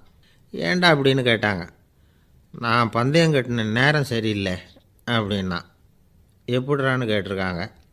வாய்க்காலில் தண்ணி இருக்கிற நேரமாக பார்த்து பந்தயம் கட்டியிருக்கணும் அப்படின்னானா. ஒரு நண்பர், அவர்கிட்ட பேசிக்கிட்டு இருந்தேன். மனித உறவுகள் பற்றி அவர் சொல்லிகிட்டு இருந்தார். அமெரிக்காவில் தந்தை மகன் உறவு எப்படி இருக்குது அப்படிங்கிறத விளக்கிறதுக்கு அவர் ஒரு கதையை சொன்னார். ஒரு அப்பா பகல் பூராவும் அலுவலகத்தில் வேலை, ஓடி ஆடி உழைச்சிக்கிட்டு களைச்சி போய் ராத்திரி 10 மணிக்கு மேலே வீடு திரும்பினான். வீட்டு வாசலில் அவரோட மகன் காத்துக்கிட்டு இருக்கிறான், இன்னமும் தூங்கலை. அப்பாவை வாசல்லையே தடுத்து நிறுத்தி, அப்பா உனக்கு சம்பளம் எவ்வளவு அப்படின்னு கேட்குறான். ஏற்கனவே ஆஃபீஸ் பிரச்சனைகளால் அழுத்து போய் திரும்புகிற அப்பாவுக்கு கோவம் வந்துடுது. என்னடா இப்படிலாம் கேளுன்னு உங்கள் அம்மா உனக்கு சொல்லி கொடுத்தாளா அப்படின்னு சொல்லிவிட்டு உள்ளே போய் சட்டையை கட்டி மாட்டிவிட்டு குளிச்சுவிட்டு மறுபடியும் வெளியில் உடையை மாற்றுகிற சமயம் அப்போ மறுபடியும் மகன் உள்ளே நிற்கிறான் அவர் முன்னாடியே. அப்பா உனக்கு எவ்வளவு சம்பளங்கிறான் மறுபடியும். அப்பாவுக்கு எரிச்சல் அதிகமாகிட்டுது. மணிக்கு $20 போதுமா அப்படின்னார். அப்படின்னா எனக்கு ஒரு $10 தர முடியுமான்னா மகன். இதுக்கு தான் என் சம்பளம் எவ்வளவுன்னு கேட்டியா? 2ஆம் வகுப்பு படிக்கிற உனக்கு எதுக்குடா $10 அப்படின்னு கத்திவிட்டு தொலைக்காட்சி பெட்டியின் முன்னாடி போய் உட்காந்துக்கிட்டு ஏதோ நிகழ்ச்சியை பார்க்க ஆரம்பிச்சிட்டார். கொஞ்ச நேரம் கழித்து மறுபடியும் மகன் நிற்கிறான். அப்பா ப்ளீஸ் எனக்கு ஒரு $10 கொடுக்க முடியுமா? மகனுடைய கண்களில் கண்ணீர். என்னடா அவன் கண்ணீரை காட்டி காரியம் சாதிக்கலாம்னு பார்க்குறியா, ஒரு காசு கூட கொடுக்க மாட்டான் போ அப்படின்னு விரட்டி விட்டான். மகன் கண்ணீரை தொடச்சிக்கிட்டே கண்ணை தொடச்சிக்கிட்டு பேசாமல் போய் படுத்துக்கிட்டானான். கொஞ்ச நேரம் ஆச்சு. அப்பாவோட கோபம் கொஞ்சம் கொஞ்சமாக குறைஞ்சிது. பிள்ளைகிட்ட கோபமாக கத்துனது தப்பு தாங்கிறது புரிஞ்சுது அவனுக்கு. எழுந்திரிச்சு போனான், படுக்கை இறக்கி போனான். மகனை பார்த்தான். அவன் தலையணையை கட்டி பிடிச்சிக்கிட்டு அழுதுகிட்டு இருக்கிறான். அவனை மெல்ல நெருங்கி அவங்ககிட்ட எதமாக பேசுகிறதுக்கு ஆரம்பித்தானான். எதுக்குடா உனக்கு $10 பள்ளிக்கூடத்தில் கேட்டாங்களா அப்படின்னு கேட்டானான். மகன் சொல்லியிருக்கான், இல்லை டாடி, உனக்கு 1 மணி நேரம் சம்பளம் $20ன்னு சொன்னேன். நீ ஏற்கனவே எனக்கு கொடுத்த பாக்கெட் மணி $10 என்கிட்ட இருக்குது. இப்போ நீ இன்னொரு $10 கொடுத்தீங்கன்னா அதையும் சேர்த்து $20 ஆகிடும். அந்த $20 நான் உனக்கு கொடுத்துருவேன். அப்படி கொடுத்தா நீ என் கூட 1 மணி நேரம் செலவழிப்ப இல்லையா, அதுக்காக தான் $10 கேட்டேன் அப்படின்னு சொன்னானான். அந்த அப்பா கண்ணு கலங்கி போச்சான். ஆதரவோடு தன்னுடைய மகனை கட்டி பிடிச்சி அழ ஆரம்பிச்சிட்டாராம். இதுதான் நண்பர் சொன்ன கதை. அமெரிக்கா மட்டும் இல்லை, உலகம் பூராவும் இன்றைக்கி மனித உறவுகள் இப்படி தான் மாறிட்டுருக்கு. பெரியவர்கள் அறிவுரை என்ன தெரியுமா? உங்கள் குழந்தைகளிடமிருந்து குழந்தை பருவத்தை பிரித்து விடாதீர்கள் அப்படிங்கிறது தான். அதாவது இன்றைய குழந்தைகள் தங்கள் பிருந்தாவனத்தை இழந்து விடுகிறார்கள் அப்படிங்கிறது அவங்களுடைய கருத்து. இந்த நிலைக்கு நாம் காரணமாக இருந்துடக்கூடாது. குழந்தைகளோட விளையாடுவோம், குடும்பத்தோடு உறவாடுவோம் அப்படிங்கிறது தான் நம்முடைய நோக்கமாக இருக்கணும். இன்றைய உறவு முறைக்கு இன்னொரு உதாரணம் சொல்லுவாங்க. ஒருத்தர் வந்தாராம், அவர் பக்கத்தில் ஒரு சின்ன பையன். நாம் அவரை விசாரிக்கிறோம், யார் இந்த பையன் அப்படின்னா அவர் சொல்கிறார், இவன் எனக்கு தூரத்து உறவு அப்படின்னாராம். இந்த தூரத்து உறவுன்னா எப்படின்னு இருக்கான். இதுக்கு அவன் சொல்லியிருக்கிறான், இவன் எங்கள் அப்பாவுக்கு 8வது புள்ளை அப்படின்னானான். ஒருத்தன் எப்படி நடந்துக்கிறாங்கிறத வச்சு தான் அந்த ஆள் எப்படிங்கிறத நாம் முடிவு பண்ணுறோம். ஆளுமைன்னு சொல்கிறோம்ல, அதுக்கு சூழ்நிலைகளை ஆளுகின்ற தன்மை அப்படின்னு விளக்கம் கொடுக்குறார் ஒரு உளவியல் நிபுணர். சரி, ஒரு மனிதனுடைய ஆளுமையை உருவாக்குகிற விஷயங்கள் என்னென்ன? பிறப்பு, வளர்க்கப்பட்ட விதம், படிப்பு, நண்பர்கள், சமுதாயம், இப்படி நிறைய உண்டு. ஆளுமையின் அடிப்படையில் சில மனநோய்கள் உண்டாகுது. அதெல்லாம் என்னென்னங்கிறத தெரிஞ்சு வச்சுக்கிட்டோம்னா நம்ம கூட இருக்கிறவங்கள அடையாளம் கண்டுபிடிக்கிறதுக்கு அது ரொம்ப உபயோகமாக இருக்கும். ஃப்ரெனாய்டு ஆளுமை அப்படின்னு ஒன்று. இந்த கோளாறு உள்ளவங்க எப்படி இருப்பாங்க தெரியுமா? அதிக உணர்ச்சி, சந்தேகம், பொறாமை இதெல்லாம் அதிகமாக இருக்கும். வளைஞ்சு கொடுக்க மாட்டாங்க. அடுத்தவங்களோட இணக்கமான உறவு இருக்காது. அவங்க செய்கிற தப்புக்கெல்லாம் அடுத்தவங்களை குறை சொல்லிகிட்டு இருப்பாங்க. இது ஒரு ரகம். அடுத்தது ஸ்கிசாய்டு ஆளுமை அப்படின்னு சொல்கிறாங்க. இந்த கோளாறு உள்ளவங்க அடுத்தவங்களோட பழக கூச்சப்படுவாங்க. சின்ன வயசுலேயே இது ஆரம்பமாயிடுது. பகல் கனவுலேயே சஞ்சரிப்பாங்க. அவங்களுடைய விரோதம், கோபம் இதை கூட வெளியில் காட்டிக்க முடியாமல் இருப்பாங்க. இவங்களுக்கு அகமுகம், பிரச்சனைகள்லேருந்து ஒதுங்கி எதுலேயும் ஈடுபாடு இல்லாதவங்களாக இருப்பாங்க. இப்படி ஒரு ரகம். அடுத்தது சைக்ளோதமிக் ஆளுமை அப்படின்னு சொல்கிறாங்க. அது என்னென்னா, உணர்ச்சிகளில் ஏற்றத்தாழ்வு அதிகமாக இருக்குமா. சில சமயம் பார்த்தா மகிழ்ச்சியாக இருப்பாங்க, சில சமயம் சோகமாக உட்காந்துருப்பாங்க. அவங்க மனநிலைக்கு தகுந்த மாதிரி சமூக நிகழ்ச்சிகளில் பங்கெடுத்துக்குவாங்க. இன்னொரு வகை என்னென்னா எண்ணப்பீடிகை ஆளுமை அப்படின்னு பேர் வச்சுருக்கிறாங்க. அதுக்கு இவங்களுக்கெல்லாம் கரெக்டாக இருக்கணும். எல்லாம் சட்டத்திட்டம், இதுலேயும் ஒரு ஒழுங்குமுறை, இப்படி எதிர்பார்க்குற மனோபாவம்.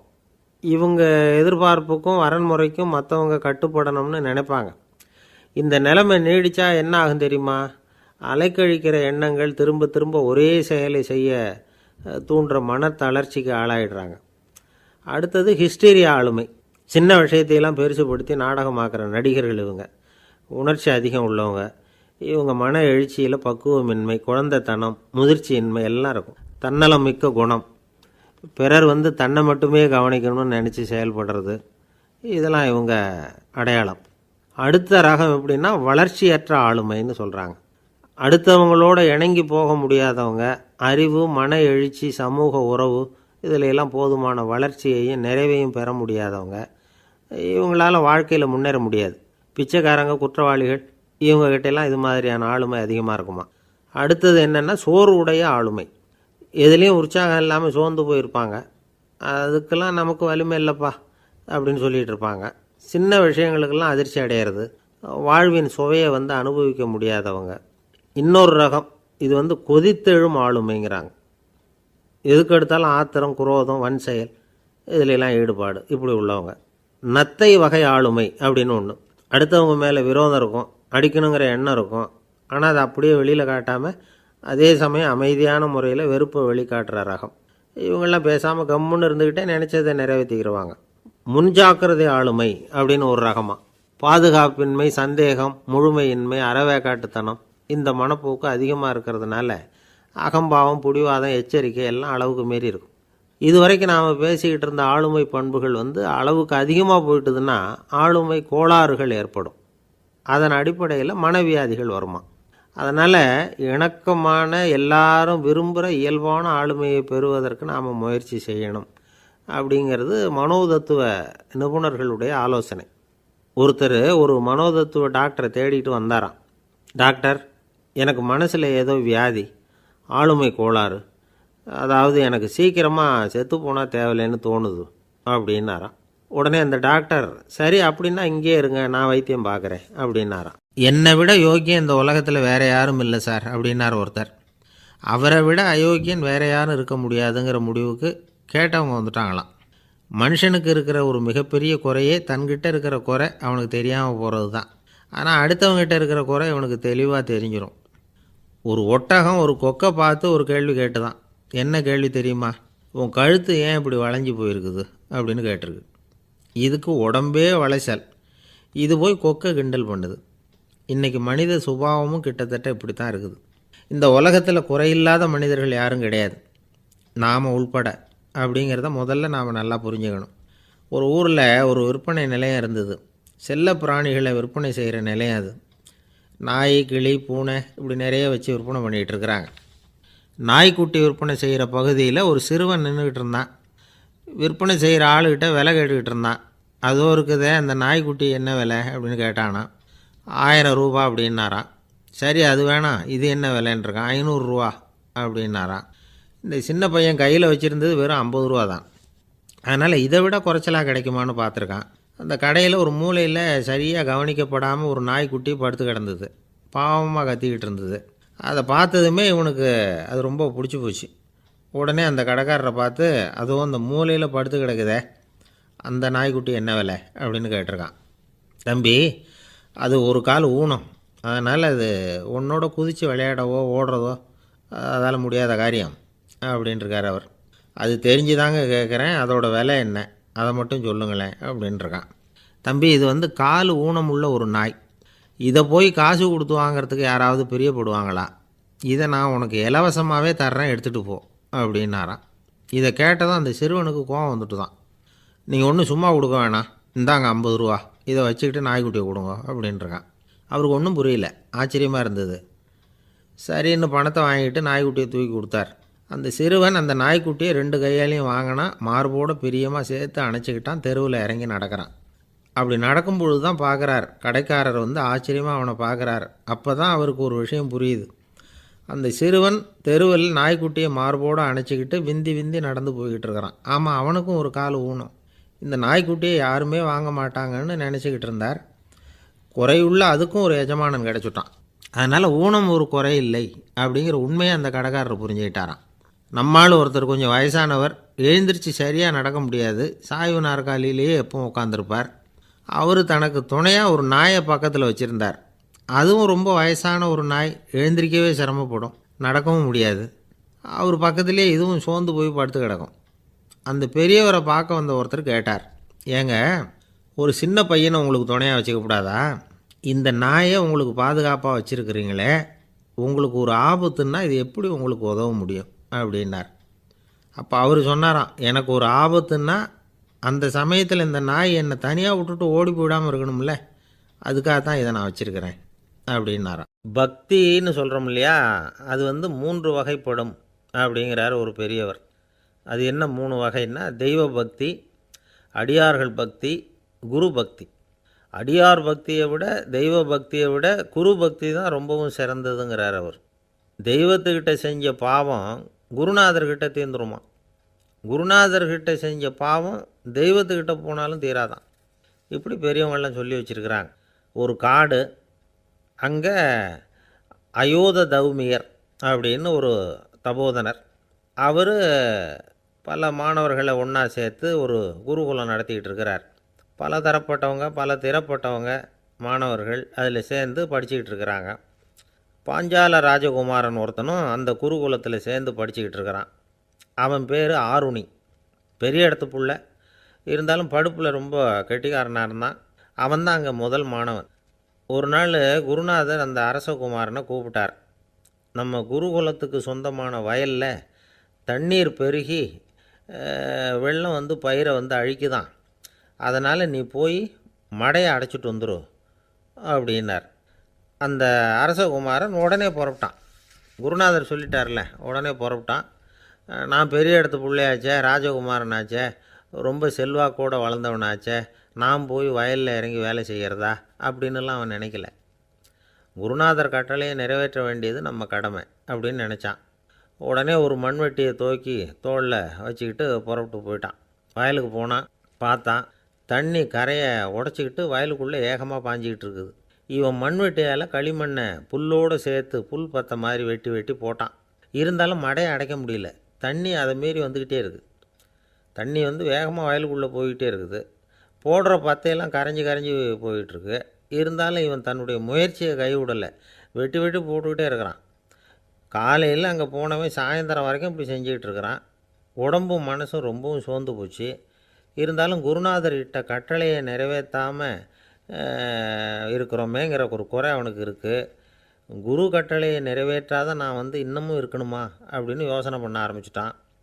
என்ன செய்யலாம்னு பார்த்தான். நம்ம குருநாதர் இட்ட பணிக்காக இந்த உடம்பையே தியாகம் பண்ணலாம் அப்படின்னு முடிவு பண்ணான். தண்ணி பாயுதில் அதுக்கு குறுக்க விழுந்து அப்படியே மடையை அடைச்சிக்கிட்டு அப்படியே படுத்துட்டான். இது மற்றவங்களுக்கு தெரியாது. அன்னைக்கு ராத்திரி ஒரு விளக்கு முன்னாடி உட்காந்து குருநாதர் பிள்ளைங்களுக்கு பாடம் சொல்லி கொடுத்துக்கிட்டு இருக்கிறார். முதல் வரிசையில் இருக்கக்கூடிய ராஜகுமாரனை காணலை.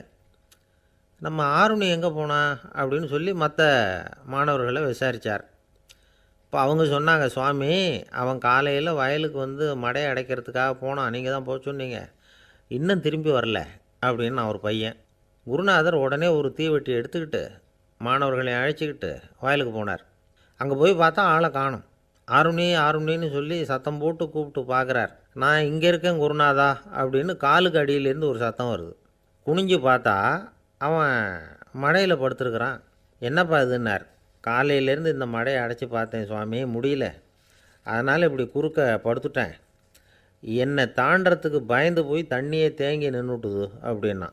அவனுடைய குரு பக்தியையும் அவனை தாண்டறதுக்கு அஞ்சு நிற்கிற தண்ணி தேக்கத்தையும் பார்த்துட்டு எல்லாரும் ரொம்ப ஆச்சரியப்பட்டு போயிட்டாங்களாம்.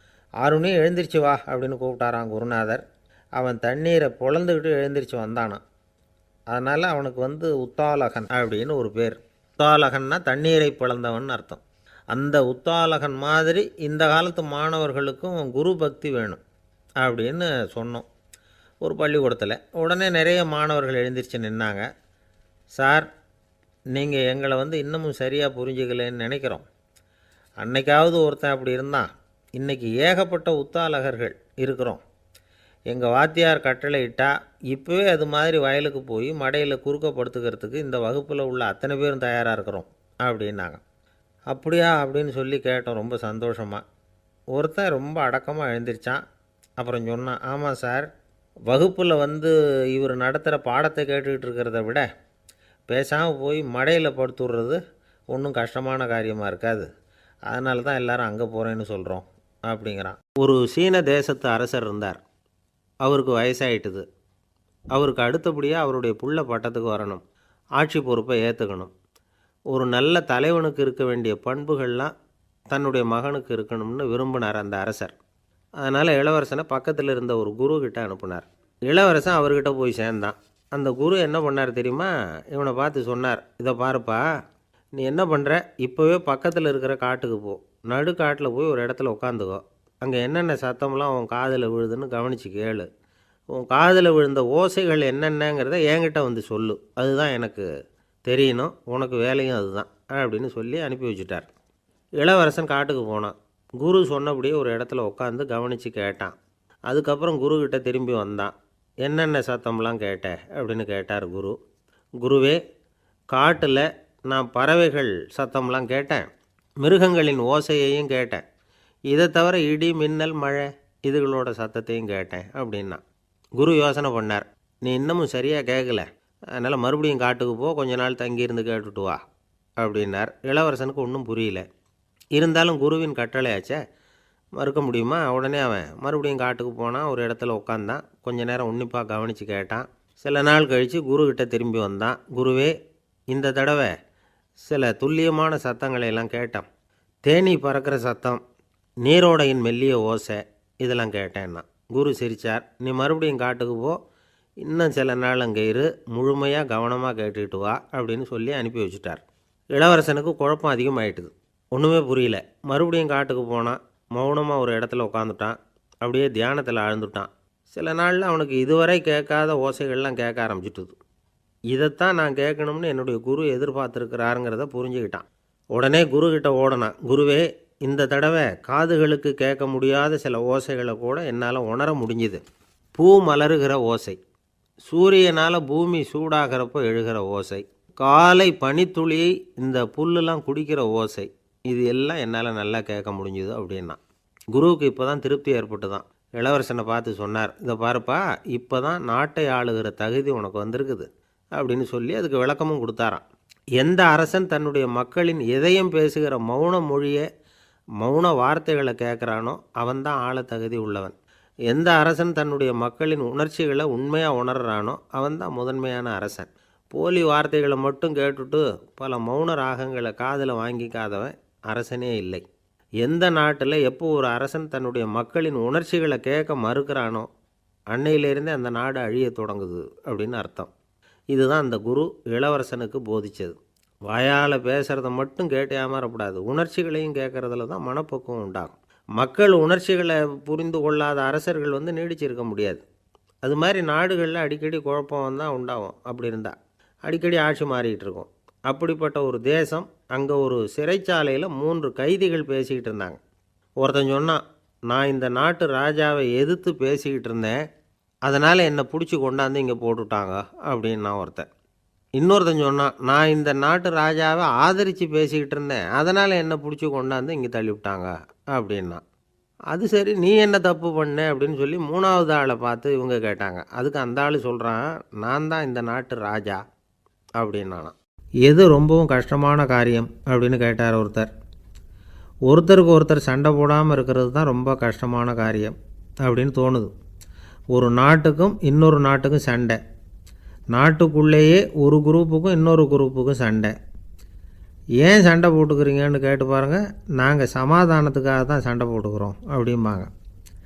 வாழறதுக்காக பிறந்த மனுஷன் லட்சியத்துக்காக உயிரை விட தயார் அப்படின்னு சொல்லிகிட்டு இருப்பான். அப்படி உயிரை விடுறவங்கள நாமளும் பாராட்டுவோம்.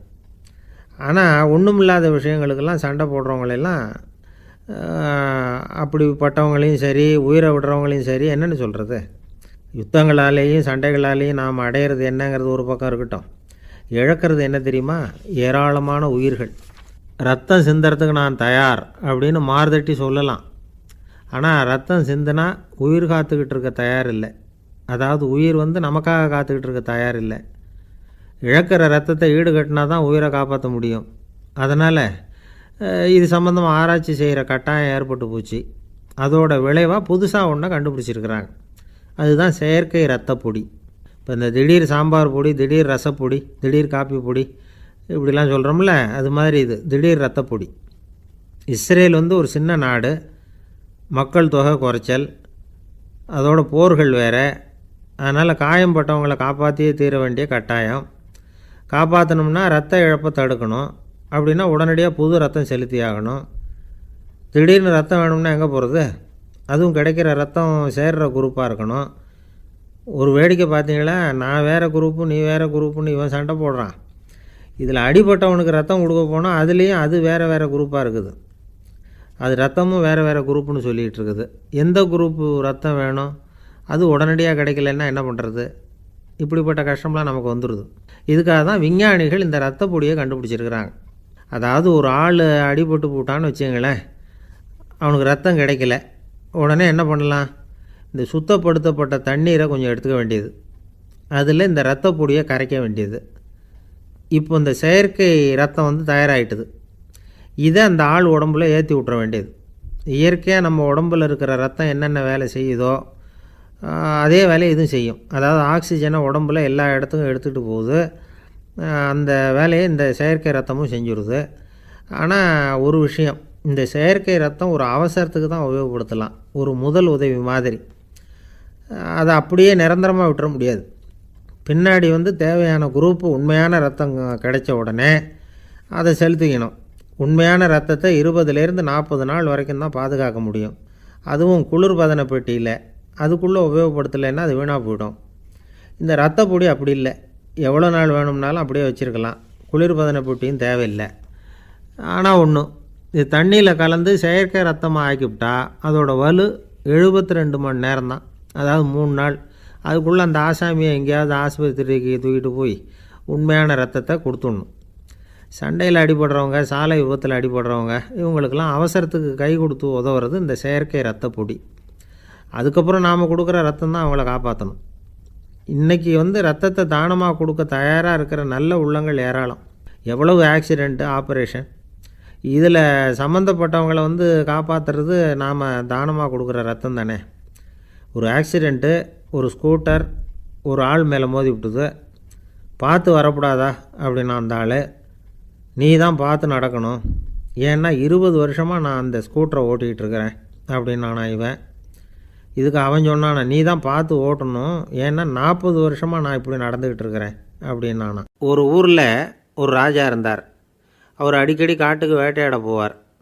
சில நண்பர்களையும் கூட அழைச்சிக்கிட்டு போவார். காட்டுக்கு போனதும் ஆளுக்கு ஒரு பக்கமாக போய் வேட்டையாடுவாங்க. சாயந்தரமாக திரும்பி வருவாங்க. மறுநாள் அரண்மனையில் உட்காந்து ஒவ்வொருத்தரும் அவங்க அனுபவங்களையெல்லாம் சொல்லிக்குவாங்க. அவங்க வீரத்துக்கு தகுந்த மாதிரி பரிசை அந்த ராஜா கொடுப்பார். இது மாதிரி ஒரு தடவை எல்லோரும் வேட்டைக்கு போயிட்டு திரும்பி வந்ததும் உட்காந்து பேச ஆரம்பிச்சிருக்கிறாங்க. ஒருத்தன் சொன்னான், தன்னுடைய வீர தீர செயலை பற்றி அளக்க ஆரம்பிச்சிட்டான். ஏன்னா அதுக்கு பரிசு கிடைக்க போகுதில்ல, அதனால். அவன் என்ன சொன்னான் தெரியுமா? அரசே, நேற்றுக்கு காட்டில் என்னாச்சு தெரியுமா? எனக்கு நேராக ஒரு சிங்கம் வாயை திறந்துக்கிட்டு வந்துட்டுது. நான் பயப்படவே இல்லை. உடனே ஒரு கல்லை எடுத்து குறி பார்த்து வீசினேன். சிங்கத்து வாய்க்குள்ளே போய் அந்த கல் மாட்டிக்கிட்டுது. அவ்வளவுதான். அந்த சிங்கம் என்னை பார்த்துட்டு பயந்துட்டு ஒரே ஓட்டமாக திரும்பி ஓடி போயிட்டுது அப்படின்னா. ஆஹா பலே அப்படின்னு எல்லோரும் கை தட்டினாங்க. 2வது ஆள் ஒருத்தன் எழுந்திரிச்சான். அவன் சொல்ல ஆரம்பித்தான், அரசே, நான் போன வழியில் 2 பெரிய மலைப்பாம்பு கிடந்தது. என்னை முழுங்கிறதுக்கு வந்தது. நான் என்ன பண்ணேன் தெரியுமா? அந்த 2 பாம்போட வாலையும் ஒன்றா சேர்த்து முடிச்சு போட்டுட்டேன். அவ்வளவுதான். அது அங்கே இழுக்க, இது இங்கே இழுக்க, முடிச்சு நல்லா எருகி போட்டுது அப்படின்றான்.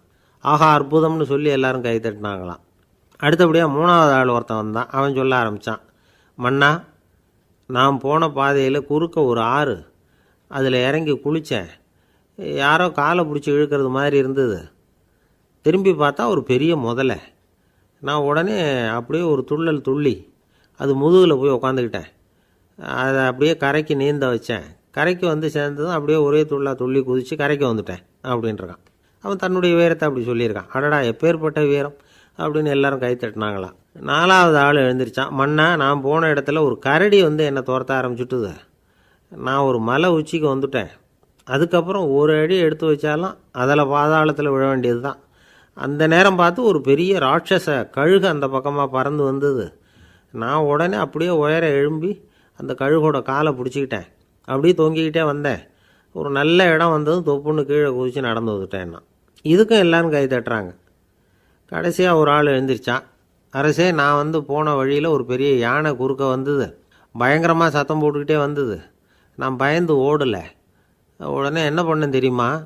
அந்த யானையோட வாலை பிடிச்சி தூக்கினேன். தலைக்கு மேலே தூக்கி கரன்னு சுற்றினேன். வேகமாக சுற்றி வீசி எறிஞ்சேன். அவ்வளவுதான். அதே ஸ்பீடில் அந்த யானை மேலே போக ஆரம்பிச்சுட்டுது. இன்னும் கூட அது போய்கிட்டே தான் இருக்குது, கீழே விழவே இல்லைன்னா. இதை கேட்டதும் ராஜாவுக்கு கோபம் வந்துட்டுது.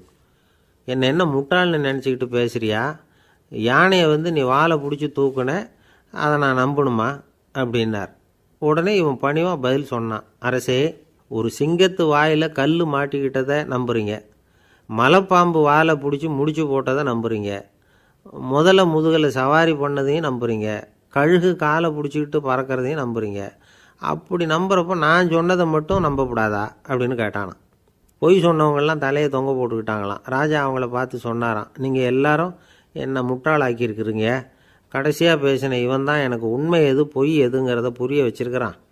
இவன் தான் உண்மையான தைரியசாலி அப்படின்னு சொல்லி அவனுக்கே பரிசையெல்லாம் கொடுத்து பாராட்டினாராம். இப்படி ஒரு கதை. உண்மையை நிலைநாட்டுகிறவன் தான் உண்மையான வீரன் அப்படிங்கிறத இதிலிருந்து நாம் புரிஞ்சுக்கணும். இந்த காலத்துல எல்லாம் பொய் சொன்னால் தான் பிழைக்க முடியுங்கிறது ஒரு சில பேரோட நம்பிக்கை. ஒரு அப்பாவுக்கு தன் மகனுக்கு பொய் சொல்ல தெரியலையேங்கிற கவலை. பொய் சொன்னால் தான் இந்த உலகத்தில் பிழைக்கலாம், ஆனால் இவனுக்கு அது தெரியலையே, அதனால் இவனை அழைச்சிட்டு போய் நடுக்கடலில் விட்டுட்டு வந்துடுவோம் அப்படின்னு அழைச்சிட்டு புறப்பட்டான். கடற்கரைக்கு போனான். மகனுக்கு சந்தேகம், எங்கேப்பா என்னை அழைச்சிட்டு போகிறேன்னு கேட்டிருக்கான். கடலில் மீன் பிடிக்க கற்றுக் கொடுக்க போகிறேன் உனக்கு அப்படின்னானா. நான் ஏற்கனவே மீன் பிடிச்சிட்டேனேன்னானா இவன் மகன். எங்கே அதுன்னு கேட்டிருக்கான் அப்பங்காரன். சுட்டு சாப்பிட்டுட்டேன்ருக்கான் புள்ள. அப்பங்காரன் பார்த்தான், சரி நம்ம புள்ள பொழைச்சிக்கோ அப்படின்னு சொல்லி திருப்பி அழைச்சிட்டு வந்துட்டானான். துருக்மேனியாவில் அஷ்காபாத் அப்படின்னு ஒரு நகரத்தில் ஒரு புவியியல் விஞ்ஞானி இருந்தார். அவர் ஒரு நாய்க்குட்டி வளர்த்தார். ஒரு நாள் முன்னிரவு நேரம் ஒரு மேஜைக்கு முன்னாடி உட்காந்து அந்த விஞ்ஞானி ஏதோ கணக்கு போட்டுக்கிட்டு இருக்கிறார். அவருக்கு ஒரு சின்ன பெண் குழந்தை, அது தொட்டிலில் தூங்கிட்டு இருக்குது. அந்த நாய்க்குட்டியும் ஒரு மூலையில் படுத்து அது பாட்டுக்கு தூங்கிட்டு இருந்தது. ஒரே அமைதி. அந்த நேரத்தில் திடீர்னு அந்த நாய்க்குட்டி துள்ளி எழுந்திரிச்சிது. நேராக குழந்தைகிட்ட ஓடிச்சு. அந்த குழந்தைய அது போட்டிருந்த ட்ரெஸ்ஸோடு சேர்த்து கவ்வி தூக்குச்சு. தூக்கிக்கிட்டு வாசல் பக்கம் ஓடிச்சு. நாய்க்குட்டி குழந்தைய கவ்வி தூக்க முடியுமாங்கிற சந்தேகம் உங்களுக்கு இல்லையா? நீங்கள் நம்ம ஊர் நாய்க்குட்டியவே பார்த்து பழக்கப்பட்டிருக்கீங்க, அதனால் நம்புறதுக்கு சிரமமாக இருக்கும். அந்த ஊர்லெலாம் அது ரொம்ப ஸ்ட்ராங்காக இருக்கும், ஒரு ஏதோ கண்ணுக்குட்டி மாதிரி இருக்கும். விஞ்ஞானி அதை பார்த்துட்டார். உடனே அந்த நாய்க்கு வெறி பிடிச்சிட்டுதுன்னு முடிவு பண்ணிவிட்டு தன்னோட கை துப்பாக்கியை எடுத்துக்கிட்டு ஓடி வந்தார். அவர் வெளியில் நாய்க்குட்டி எங்கே அப்படின்னு பார்த்து தேடுறார். அந்த நேரத்தில் அந்த வீடு இடிஞ்சு விழுது. காரணம் பூமி அதிர்ச்சி. இப்படி பூமி அதிர்ச்சி உண்டாக போகுதுங்கிறது அந்த நாய்க்குட்டிக்கு முன்னாடியே தெரிஞ்சு போச்சு. அதுதான் குழந்தைய தூக்கிட்டு வெளியில் ஓடி வந்திருக்குது. அது மூலமாக அந்த குடும்பத்தையே காப்பாற்றிருக்குது அந்த நாய்க்குட்டி. இந்த சம்பவம் நடக்கிறதுக்கு 3 நாளைக்கு முன்னாடியே சில பிராணிகளுக்கு இப்படி நடக்க போகுதுங்கிறது தெரிஞ்சிருக்குதான். ஆமாம், அந்த நகரத்தில் 3 நாளைக்கு முன்னாடியே பாம்பு, பல்லி இதெல்லாம் அது தங்கியிருந்த வலையை விட்டு வெளியில் ஓடி வந்துட்டுது. அதே மாதிரி அங்கே இருந்த புறாவெல்லாம் பறந்து போயிடுச்சான். இதே மாதிரி யுகோஸ்லோவியாவில் கூட ஒரு நகரம், அங்கே ஒரு நாள் ராத்திரி ஒரு மிருக காட்சி சாலையில் திடீர்னு ஒரு பெரிய கலவரம், கூச்சல், குழப்பம். அங்கே இருந்த கழுதை, புலி, யானை, பறவை எல்லாம் கண்ணாபின்னான்னு கத்த ஆரம்பிச்சுட்டுது. நீர் யானை அதுக்குன்னு போடப்பட்டிருந்த தடுப்பையே தாண்டி குதித்து வெளியில் வந்துட்டு தான். மறுநாள் தான் எல்லாருக்கும் விஷயம் புரிஞ்சுது. அடுத்த நாள் காலையில் அங்கே பூமி அதிர்ச்சி உண்டாயிட்டுது. இப்போ பாருங்கள், அதாவது மனுஷனை போய் தீர்க்க தரிசி அது இதுன்னு சொல்லிகிட்டு இருக்கிறோம். இவனை விட அது பரவாயில்லைன்னு தோணுது. அதாவது மிருகங்கள் ஒன்று நடக்க போகுதுங்கிறத முன்னாடியே புரிஞ்சுக்குதே. சரி, இதெல்லாம் எப்படி அது முன்கூட்டி புரிஞ்சுக்குது? அதுதான் படைப்பு ரகசியம். அதை கண்டுபிடிக்கிறதுக்கு தான் மனுஷன் ஆராய்ச்சி பண்ணிகிட்டு இருக்கிறான். விஞ்ஞானிகளோட ஆராய்ச்சியெல்லாம் ஒரு பக்கம் இருக்கட்டும், வீட்டுக்குள்ளேயே சில ஆராய்ச்சி பண்ணி பாருங்களேன். இப்போ சில யோசனை சொல்லி அதை சோதனை பண்ணி பாருங்க அப்படின்னு ஒருத்தர் சொன்னாராம். அதாவது இப்போ மழை வருமா வராதா அப்படின்னு தெரிஞ்சுக்கணுமா, உடனே ஒரு பூனைக்குட்டி பின்னாடியே மெதுவாக போய் அது என்ன செய்யுதுன்னு கவனித்து பார்க்கணும். பூனைக்குட்டி தன்னோட பாதத்தினால சுகத்தில் அப்படி கீறிக்கிட்டு இருக்கும். அப்படி கீறினா கண்டிப்பாக மழை வரும். சில சமயம் பூனைக்குட்டி அப்படியே மல்லாந்து படுத்துக்கிட்டு பாதத்தை உயர தூக்கும், அப்படியும் எப்படியும் புரளும். இப்படி செஞ்சதுன்னா அன்னைக்கும் மழை இருக்காது. அதனால் முன்னாடி இருந்தது மழை வர்றதுக்கு அறிகுறி, இது மழை இல்லைங்கிறதுக்கு அறிகுறி. பறவைகள், பிராணிகள் இதுகளோட நடவடிக்கைகளை பார்த்துட்டு அதையெல்லாம் அடிப்படையாக வச்சு தான் காலநிலையை கண்டுபிடிக்கிற கருவிகளை கண்டுபிடிச்சிருக்கிறாங்க. வாத்து இருக்குல்ல, சில சமயம் தன்னோட அழகை தன்னோட இறகுகளில் அப்படியே புதைச்சிக்கும். அப்படி செஞ்சால் குளிர்காலம் வரப்போகுதுன்னு அர்த்தம். பருவநிலை குளிராக மாறப்போகுதுங்கிறதுக்கு இதுதான் அறிகுறி. சிட்டுக்குருவி இருக்குதுல்ல, அதெல்லாம் புழுதியில் உழுந்து புரளும், சிறகுகளை படபடன்னு அடிச்சுக்கும். அப்படி செஞ்சால் மழை வரப்போகுதுன்னு அர்த்தம். ஒன்று மட்டும் நாம் நல்லா தெரிஞ்சுக்கணும், இயற்கையின் சீற்றம்னு சொல்கிறோம் இல்லையா, இயற்கை ஏன் நம்ம மேலே கோவப்படுது? இயற்கையை நாம் அனுசரித்து போகிறதில்ல, அதனால் கோவப்படுது. காடுகளை அழிக்கப்படாது, விலங்குகளை கொல்லக்கூடாது, இயற்கை ஏற்படுத்தி வச்சுருக்கிற சமநிலையை கெடுக்கக்கூடாது. அதை புரிஞ்சுக்கிட்டு வாழ்ந்தோம்னா பூமியும் நடுங்காது, நாமளும் நடுங்க வேண்டிய அவசியம் இருக்காது. ஒருத்தர் இருந்தார், சாராய கடைக்கு போனாராம், நிறைய சாப்பிட்டார். அப்புறம் சொன்னார், இது ரொம்ப அற்புதமான சரக்கு போல் இருக்குது, உள்ளே போன உடனே இந்த பூமியே நடுங்கிறது மாதிரி இருக்குது எனக்கு அப்படின்னாராம். இதுக்கு கடைக்காரர் சொல்லியிருக்கார், நீங்கள் சாப்பிட்டது வெறும் பச்சை தண்ணி தாங்க, இப்போ ஏற்பட்டிருக்கிறது நிஜம் பூமி அதிர்ச்சி அப்படின்னாராம். ஒரு ஊரில் ஒரு இளைஞன் இருந்தான். ஒரு நாள் அவன் ஒரு குருவை தேடிக்கிட்டு புறப்பட்டான். ஊரை விட்டு வெளியில் போனான். போகிற வழியில் ஒரு காடு. அந்த காட்டில் ஒரு மரத்தடியில் ஒரு பெரியவர் உட்காந்துருக்கிறார். அமைதியாக மௌனமாக அவர் அமர்ந்திருக்கிறார். இந்த பெரியவரை விசாரிக்கலாம், குருவை தேடி கண்டுபிடிக்கிறதுக்கு இவர் ஏதாவது ஒரு வழி சொல்லி கொடுப்பார் அப்படின்னு நினச்சிக்கிட்டு அவரை நெருங்கினான். ஐயா, எனக்கு ஒரு குரு தேவை, எங்கே கிடைப்பார், அவரை எப்படி அடையாளம் கண்டுபிடிக்கிறது, அதை பற்றி ஏதாவது விவரம் சொன்னீங்கன்னா நான் கண்டுபிடிச்சிக்குவேன் அப்படின்ட்டுருக்கான். பெரியவர் நிமிர்ந்து பார்த்தார். தம்பி, அது ரொம்ப சுலபம். அவர் வயசானவராக இருப்பார், என்னை விட சுமார் 30 வயசு அதிகமாக இருக்கும். அவர் ஒரு மரத்தடியில் தான் உட்காந்துருப்பார் அப்படின்ட்டுருக்கான். சரிங்க பெரியவரே, அது என்ன மாதிரியான மரம், எப்படி இருக்கும் அப்படின்னு கேட்டிருக்கான். பெரியவர் அந்த விவரங்களையும் சொல்லியிருக்கிறாரு. அது மட்டும் இல்லை, சந்திக்கிற நாள், நேரம், வினாடி முதற்கொண்டு எல்லா விவரங்களையும் துல்லியமாக சொன்னாராம். இவ்வளவு விவரங்களை இவரால் எப்படி சொல்ல முடியுது அப்படின்னு இவனுக்கு ஆச்சரியம். இருந்தாலும் அந்த பெரியவர் கடைசியாக ஒரு விவரம் சொன்னார். அது என்ன தெரியுமா, எப்படியும் நீ அவரை சந்திக்கிறதுக்கு ஒரு 30 வருஷம் ஆகும் அப்படின்னு சொல்லிவிட்டாராம். ரொம்ப நன்றிங்க பெரியவரே அப்படின்னு சொல்லிவிட்டு அந்த இளைஞன் புறப்பட்டுருக்கான். இப்போ அவனுக்கு குரு பற்றின விவரம் எல்லாம் கிடச்சிட்டுது, சந்திக்கிற நேரமும் தெரிஞ்சுட்டுது. ஆனால் 30 வருஷம் அவரை தேடி அலைய வேண்டியிருக்குமே. அவன் தேட ஆரம்பித்தான். காடு மலை எல்லாம் சுற்றி அலைஞ்சான். பல வருஷங்கள் தேடினான், அழுத்து போயிட்டான். கடைசியில் அவனுக்கும் வயசாகிட்டுது. கடைசியில் தன்னுடைய சொந்த ஊருக்கே திரும்பி போய்கிட்டு இருந்தான். அங்கே ஒரு மரத்தடியில் அவன் தேடிக்கிட்டு இருந்த குருநாதர் கிடைச்சார். யார் அவருன்னா, 30 வருஷத்துக்கு முன்னாடி வழி சொல்லி கொடுத்தாருல அதே பெரியவர். அவருக்கு இப்போ 30 வயசு அதிகமாக இருந்தது. அதே மரம், அன்னைக்கு பெரியவர் சொன்ன அடையாளம் இப்போ பொருத்தமாக இருந்தது. இப்போ அந்த பெரியவர் சொன்னார், சரியாக வந்து சேர்ந்துட்டேன், வா, உனக்காக தான் நான் இவ்வளவு காலமும் காத்துக்கிட்டு இருந்தேன் அப்படின்னாராம். என்ன சொல்கிறீங்கன்றிருக்கான். 30 வருஷத்துக்கு முன்னாடி என்கிட்ட வந்தியே, அப்போவே என் காலம் வந்து முடிஞ்சு போயிருந்தது. அப்போவே என்ன உனக்கு அடையாளம் தெரியல, அதனால் இவ்வளவு காலம் உனக்காக காத்துட்ருக்கும்படி ஆகிட்டுது அப்படின்னாராம். ஐயா, அப்போவே நீங்கள் சொல்லியிருக்கலாமே, இதுதான் 30 வருஷம் கழித்து நீ சந்திக்க போகிற இடம், நான் தான் உன்னுடைய குரு அப்படின்னு சொல்லியிருக்கலாமே அப்படின்ட்டுருக்கான். அந்த பெரியவர் சிரிச்சுக்கிட்டே இதுக்கு பதில் சொன்னாராம். நான் எவ்வளவோ விவரமாக தான் சொன்னேன், நீ சரியாக புரிஞ்சிக்கல. காரணம், அப்போது நீ போதுமான அளவுக்கு பக்குவம் பெற்றிருக்கவில்லை, அதனால் புரியும் சக்தி இல்லாமல் போயிட்டுது. அப்போது 30 ஆண்டு காலம் நீ அலைஞ்சி தெரிஞ்சிருக்கிற, அது காரணமாக இப்போ உனக்கு அந்த பக்குவம் வந்துட்டுது, அதனால தான் அடையாளம் காண முடிஞ்சுது, நானே உன்னுடைய குரு அப்படின்னாராம். இதிலேருந்து என்ன தெரியுதுன்னா, ஆன்மீகத்தில் மாணவனாக சேர்றதுக்கு கூட ஒரு பக்குவத்தன்மை தேவைப்படுது. ஒரு பெரிய ஞானி, அவர்கிட்ட ஒரு சீடனாக இருக்க ஒருத்தன் வந்தான், எதிரில் நின்னான். ஞானி அவனை வெகு நேரம் உற்று பார்த்தார். அப்புறம் சொன்னார், சீடனாக இருக்கிறது ரொம்ப சிரமம்னார். நான் தயாராக இருக்கிறேன்னா. அது இன்னமும் சிரமமாச்சே, இங்கே வந்து குருவாக இருக்கிறது மட்டுமே சுலபம் அப்படின்னாராம். அப்படின்னா நான் குருவாகவே ஆகிடுறேன் அப்படின்னானா. இது போலவே இந்த காலத்தில் கதை ஒன்று உண்டு. ஒரு பள்ளிக்கூடத்தில் வகுப்பு ஆசிரியர் மாணவனை திட்டிக்கிட்டு இருந்தார். டேய், நீ 100க்கு 10 மார்க்கு தான் வாங்கிக்கிட்டு இருக்க, இவ்வளவு மோசமாக நீ படித்தா கடைசியில் மாடு மேய்க்கிறது கூட லாய்க்கு இல்லாதவனா ஆகிடுவேன், அதுக்கப்புறம் என்ன செய்ய போகிறேன் அப்படின்னாராம். பையன் தலையை சொரிஞ்சிக்கிட்டே சொன்னானா, சார் அப்படின்னா ஒன்று செய்கிறேன் அப்படின்னானா. இவர் கேட்டிருக்கார், என்ன செய்ய போகிறேன்னு. வேறு என்ன சார், உங்களை மாதிரி ஒரு ஆசிரியர் ஆகிடுறேன் அப்படின்னானா. ஒருத்தர் ரொம்ப கவலையோடு உட்காந்துருந்தார். எதை பற்றி சார் கவலைப்படுறீங்கன்னு கேட்டோம். எதிர்காலத்தை பற்றி கவலைப்படுறேன்னார். ஏன்னு கேட்டோம். என்ன பண்ணுறதுன்னே தெரியல சார், எதிர்காலம் ஒரே இருட்டாக இருக்குது, பாதையே புரியலன்னார். இன்றைக்கி நம்ம இளைஞர்கள் பல பேருக்கு எதிர்காலம் இருட்டாக தான் தெரியுது. அவங்கெல்லாம் இந்த கதையை கொஞ்சம் கேட்கணும். ஒரு மலை அடிவாரத்தில் ஒரு சின்ன கிராமம். அந்த மலை ரொம்ப உயரமானது, அடர்த்தியாக செடி கொடிகள் மரங்கள் அதில் மண்டி கிடக்குது. பகல் வேளையில் இருட்டாக தான் இருக்கும், அவ்வளோ அடர்த்தி. அந்த மலை உச்சியில் ஒரு கோவில். நாள் ராத்திரியே புறப்பட்டால் தான் காலையில் அந்த கோவிலுக்கு போய் சேர முடியும். கிராமத்து இளைஞன் ஒருத்தன் அந்த மலை உச்சிக்கு போக வேண்டியிருந்தது. கையில் ஒரு விளக்கை எடுத்துக்கிட்டு நாள் ராத்திரியே புறப்பட்டான்.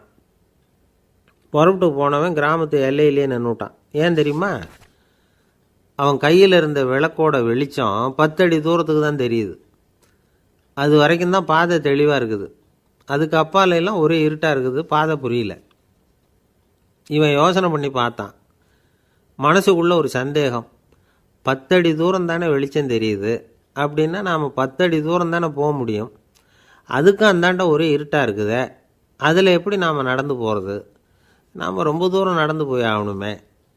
அப்படிப்பட்ட நினப்பெல்லாம் அவனுக்கு வந்துட்டுது. இதுதான் அவன் மனசில் ஏற்பட்ட தயக்கம். இப்படி யோசிச்சுக்கிட்டே அந்த இளம் ஆசாமி புறப்பட்ட இடத்துலையே நின்றுக்கிட்டு இருக்கிறான். அந்த சமயத்தில் ஒரு வயசான பெரியவர் அந்த பக்கமாக வந்தார். அவர் கையில் இதை விட சின்னதாக ஒரு விளக்கு வச்சுருந்தார். அது எப்படின்னா அது ஒரு 5 அடி தூரத்துக்கு தான் வெளிச்சம் காட்டுது. அவ்வளவு சின்ன விளக்கு. அவரும் மலை உச்சிக்கு போகிறதுக்காக தான் வந்துக்கிட்டு இருக்கிறார். அவரை பார்த்து இவன் கேட்டான், என்ன பெரியவரே, இவ்வளவு சின்ன விளக்கை வச்சுக்கிட்டு அவ்வளவு தூரத்துக்கு எப்படி மலையேற போகிறீங்க அப்படின்னு கேட்டான். நீ ஏன் இப்படி தயங்கிட்டே நிற்கிறேன்னு கேட்டார் பெரியவர். என்கிட்ட இருக்கிற விளக்கு 10 அடி தூரத்துக்கு தான் பாதையை காட்டுதுன்னா. இப்போ பெரியவர் சொன்னார், தம்பி, உன் கையில் இருக்கிற விளக்கு கொடுக்குற வெளிச்சத்தை வச்சு நீ முதல்ல 10 அடி தூரம் முன்னாடி போ. 10வது அடியில் போய் நின்றுக்கிட்டு பாரு. மறுபடியும் ஒரு 10 அடி தூரத்துக்கு பாதை தெரியும். இப்படி உன் கையில் இருக்கிற விளக்கு தொடர்ந்து வெளிச்சம் காட்டிக்கிட்டே இருக்கும். நீ முன்னேற முன்னேற அந்த வெளிச்சமும் முன்னேறும். அதனால் எத்தனை கிலோமீட்டர் தூரம் வேணும்னாலும் நீ இந்த 10 அடி தூரம் வெளிச்சத்தை வச்சுக்கிட்டே நீ போயிடலாம், புறப்படு அப்படின்னார். இப்போ தான் அந்த பெரியவர் சொன்னது இளைஞனுக்கு பளிச்சுன்னு புரிஞ்சுதான். உடனே உற்சாகமாக புறப்பட்டான், உச்சிக்கு போய் சேர்ந்தான். இந்த கதையிலேருந்து நாம் புரிஞ்சிக்க வேண்டியது என்ன தெரியுமா? நீண்ட கால திட்டம் ஒன்று போடும் பொழுது நமக்கு முன்னாடி இருக்கிறத மறந்துட்டு மனசை போட்டு குழப்பிக்கக்கூடாது. உங்கள் கையில் என்ன இருக்கோ அதுலேயே உங்கள் எதிர்காலம் மறைஞ்சிருக்குது. கண் முன்னாடி தெரியறத வச்சு ஆரம்பிங்க, போக போக வழி தானாக புலப்படும் அப்படிங்கிறார் ஒரு பெரியவர்.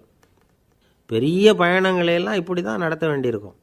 ஒவ்வொரு அடியாக எடுத்து வச்சா ஓடி போய் சேர்ந்து விடலாம். மலைச்சி போய் நின்றுட்டா நின்றுக்கிட்டே இருக்க வேண்டியது தான். நம்ம ஆள்லாம் ரொம்ப மோசமான இருக்கிறாங்க. ஒருத்தன் அப்படி தான் நீண்ட தூர பிரயாணம் ஒன்று புறப்பட்டான். ரயில் போய்கிட்டே இருந்தது. கொஞ்சம் தூரம் போச்சு, பாதி வழியில் கையில் வச்சுருந்த டிக்கெட்டை காற்றுல விட்டுட்டான். ஐயோ, என் டிக்கெட்டு போயிட்டுதே அப்படின்னு கத்த ஆரம்பிச்சிட்டான். பக்கத்தில் இருந்த பெரியவர் அவனை பார்த்து பரிதாபப்பட்டு, கவலைப்படாத தம்பி, போனால் போகுது, வேறு டிக்கெட் வாங்கிக்கலாம் அப்படின்னு ஆறுதல் சொன்னார். அதுக்கு அவன் சொல்கிறான், சார், நான் அதுக்காக அழலை, அந்த டிக்கெட்டு கிடைச்சா தானே நான் எந்த ஊருக்கு போகணுங்கிறது எனக்கு தெரியும் அப்படிங்கிறான். அன்பாக இருக்கணும்னு அநேக பெரியவங்க சொல்லியிருக்கிறாங்க. நாமளும் அதை கேட்டுவிட்டு அன்பு காட்டுறதுக்கு தயாராக தான் இருக்கிறோம். அதை வாங்கிறதுக்கு தான் ஆளை காணும். இருந்தாலும் அன்பில் எத்தனையோ வகை உண்டு. அதை சரியாக புரிஞ்சுக்கிட்டு அதுக்கப்புறம் அன்பு காட்ட ஆரம்பிக்கணும். வகையை புரிஞ்சிக்காமல் அன்பு காட்டினா வம்புல மாட்டிக்க வேண்டியது தான். அன்புன்னா சாதாரணமாக நினச்சி விடாதீங்க. அதில் எவ்வளவு விதம் தெரியுமா? இரக்கம், கருணை, காருண்யம், பந்துத்துவம், பட்சம், பாசம், நேசம், விசுவாசம், அபிமானம், காதல், பக்தி, இப்படி பல விதமாக அதை பற்றி சொல்லி வச்சுருக்கிறாங்க பெரியவங்க. இந்த வார்த்தைகள்லாம் நாம் கேள்விப்பட்டது தான். இருந்தாலும் அதுகளுக்குள்ளே என்ன வித்தியாசம்னு கேட்டால் சரியாக சொல்ல தெரியாது. அதனால் இந்த வார்த்தைகளுக்கெல்லாம் பெரியவங்க என்ன விளக்கம் சொல்கிறாங்கன்னு இப்போ பார்க்கலாம். எளியவர்கள் மேலே செலுத்துகிற அன்பு இருக்குது பாருங்கள், அதுக்கு இரக்கம்னு பேர். அறிவு பலம், சரீர பலம், இது ரெண்டும் இல்லாதவங்க மேலே, அதாவது வலிமையற்றவர்கள் மேலே செலுத்துகிற அன்பு இருக்குது பாருங்கள், அதுதான் கருணை. எறும்புலேருந்து யானை வரைக்கும் சகல ஜீவராசிகள் மேலேயும் காட்டுற அன்புக்கு காருண்யம்னு பேர், ஜீவகாருண்யம். சிவி சக்கரவர்த்தி காட்டின அன்பு இந்த ரகம். உறவினர்கள், சொந்தக்காரங்க, அவங்க வசதியாக இருந்தாலும் வறுமையில் இருந்தாலும் வித்தியாசம் இல்லாமல் காட்டுற அன்பு இருக்குது பாருங்கள், அதுக்கு பேர் பந்துத்துவம். ஒரு எஜமானன் வேலையாள்கிட்ட காட்டுற அன்பு இருக்குது பாருங்க, அதுக்கு பேர் தான் பட்சம். அவனும் தன்னை மாதிரி மனுஷன்தாங்கிற நினப்பு வேணும். ஒரு தாய் தன்னுடைய குழந்தை மேலே, ஒரு குழந்தை தன்னுடைய தாய் மேலே செலுத்துகிற அன்புக்கு பாசம்னு பேர். ஈருடல் ஓர் உயிர்னு நினைக்கிறது இது. ராமரும் கௌசலையும் இதுக்கு உதாரணம். தம்மை ஒத்த நண்பர்கள்கிட்ட செலுத்துகிற அன்புக்கு நேசம்னு பேர். வயசு, செல்வம், அந்தஸ்து, இந்த வித்தியாசமெல்லாம் பார்க்காம அவங்க சுக துக்கத்தில் சமபங்கு எடுத்துக்கிறது இது. கிருஷ்ணன் குசேலர்கிட்ட காட்டினது இந்த ரகம். வேலை செய்கிறவன் முதலாளிகிட்ட காட்டுற அன்புக்கு விசுவாசம்னு பேர். தேசத்து மேலேயும் தாய்மொழி பேர்லையும் செலுத்துகிற அன்புக்கு அபிமானம்னு பேர். தேசாபிமானம்னு சொல்கிறோமே, இதுதான். ஒரு கணவன் மனைவி பேரில் காட்டுற அன்புக்கு காதல்னு பேர். கடவுள் பேரில் செலுத்துகிற அன்புக்கு பக்தின்னு பேர். இப்படி அன்புல பல ரகம் இருக்கிறப்போ அதில் உள்ள வித்தியாசம் தெரியாமல் இடம் மாற்றி அன்பு காட்டினா இடைஞ்சல் தான். சரி, இந்த அன்பை பற்றி விஞ்ஞானம் என்ன சொல்லுது தெரியுமா? இதயத்தை பாதுகாக்கிறதுக்கு முக்கியமாக தேவைப்படுற ஒன்று இந்த அன்பு தான்னு சொல்லுது. நெதர்லாந்து விஞ்ஞானிகள் இதை ஆராய்ச்சி பண்ணியே கண்டுபிடிச்சிருக்கிறாங்க. கொஞ்சம் முயல் குட்டிகளை 2 பிரிவாக பிரித்தாங்க. 2 குரூப்புக்கும் கொழுப்பு அதிகமாக உள்ள ஆகாரத்தையே கொடுத்துக்கிட்டு வந்தாங்க.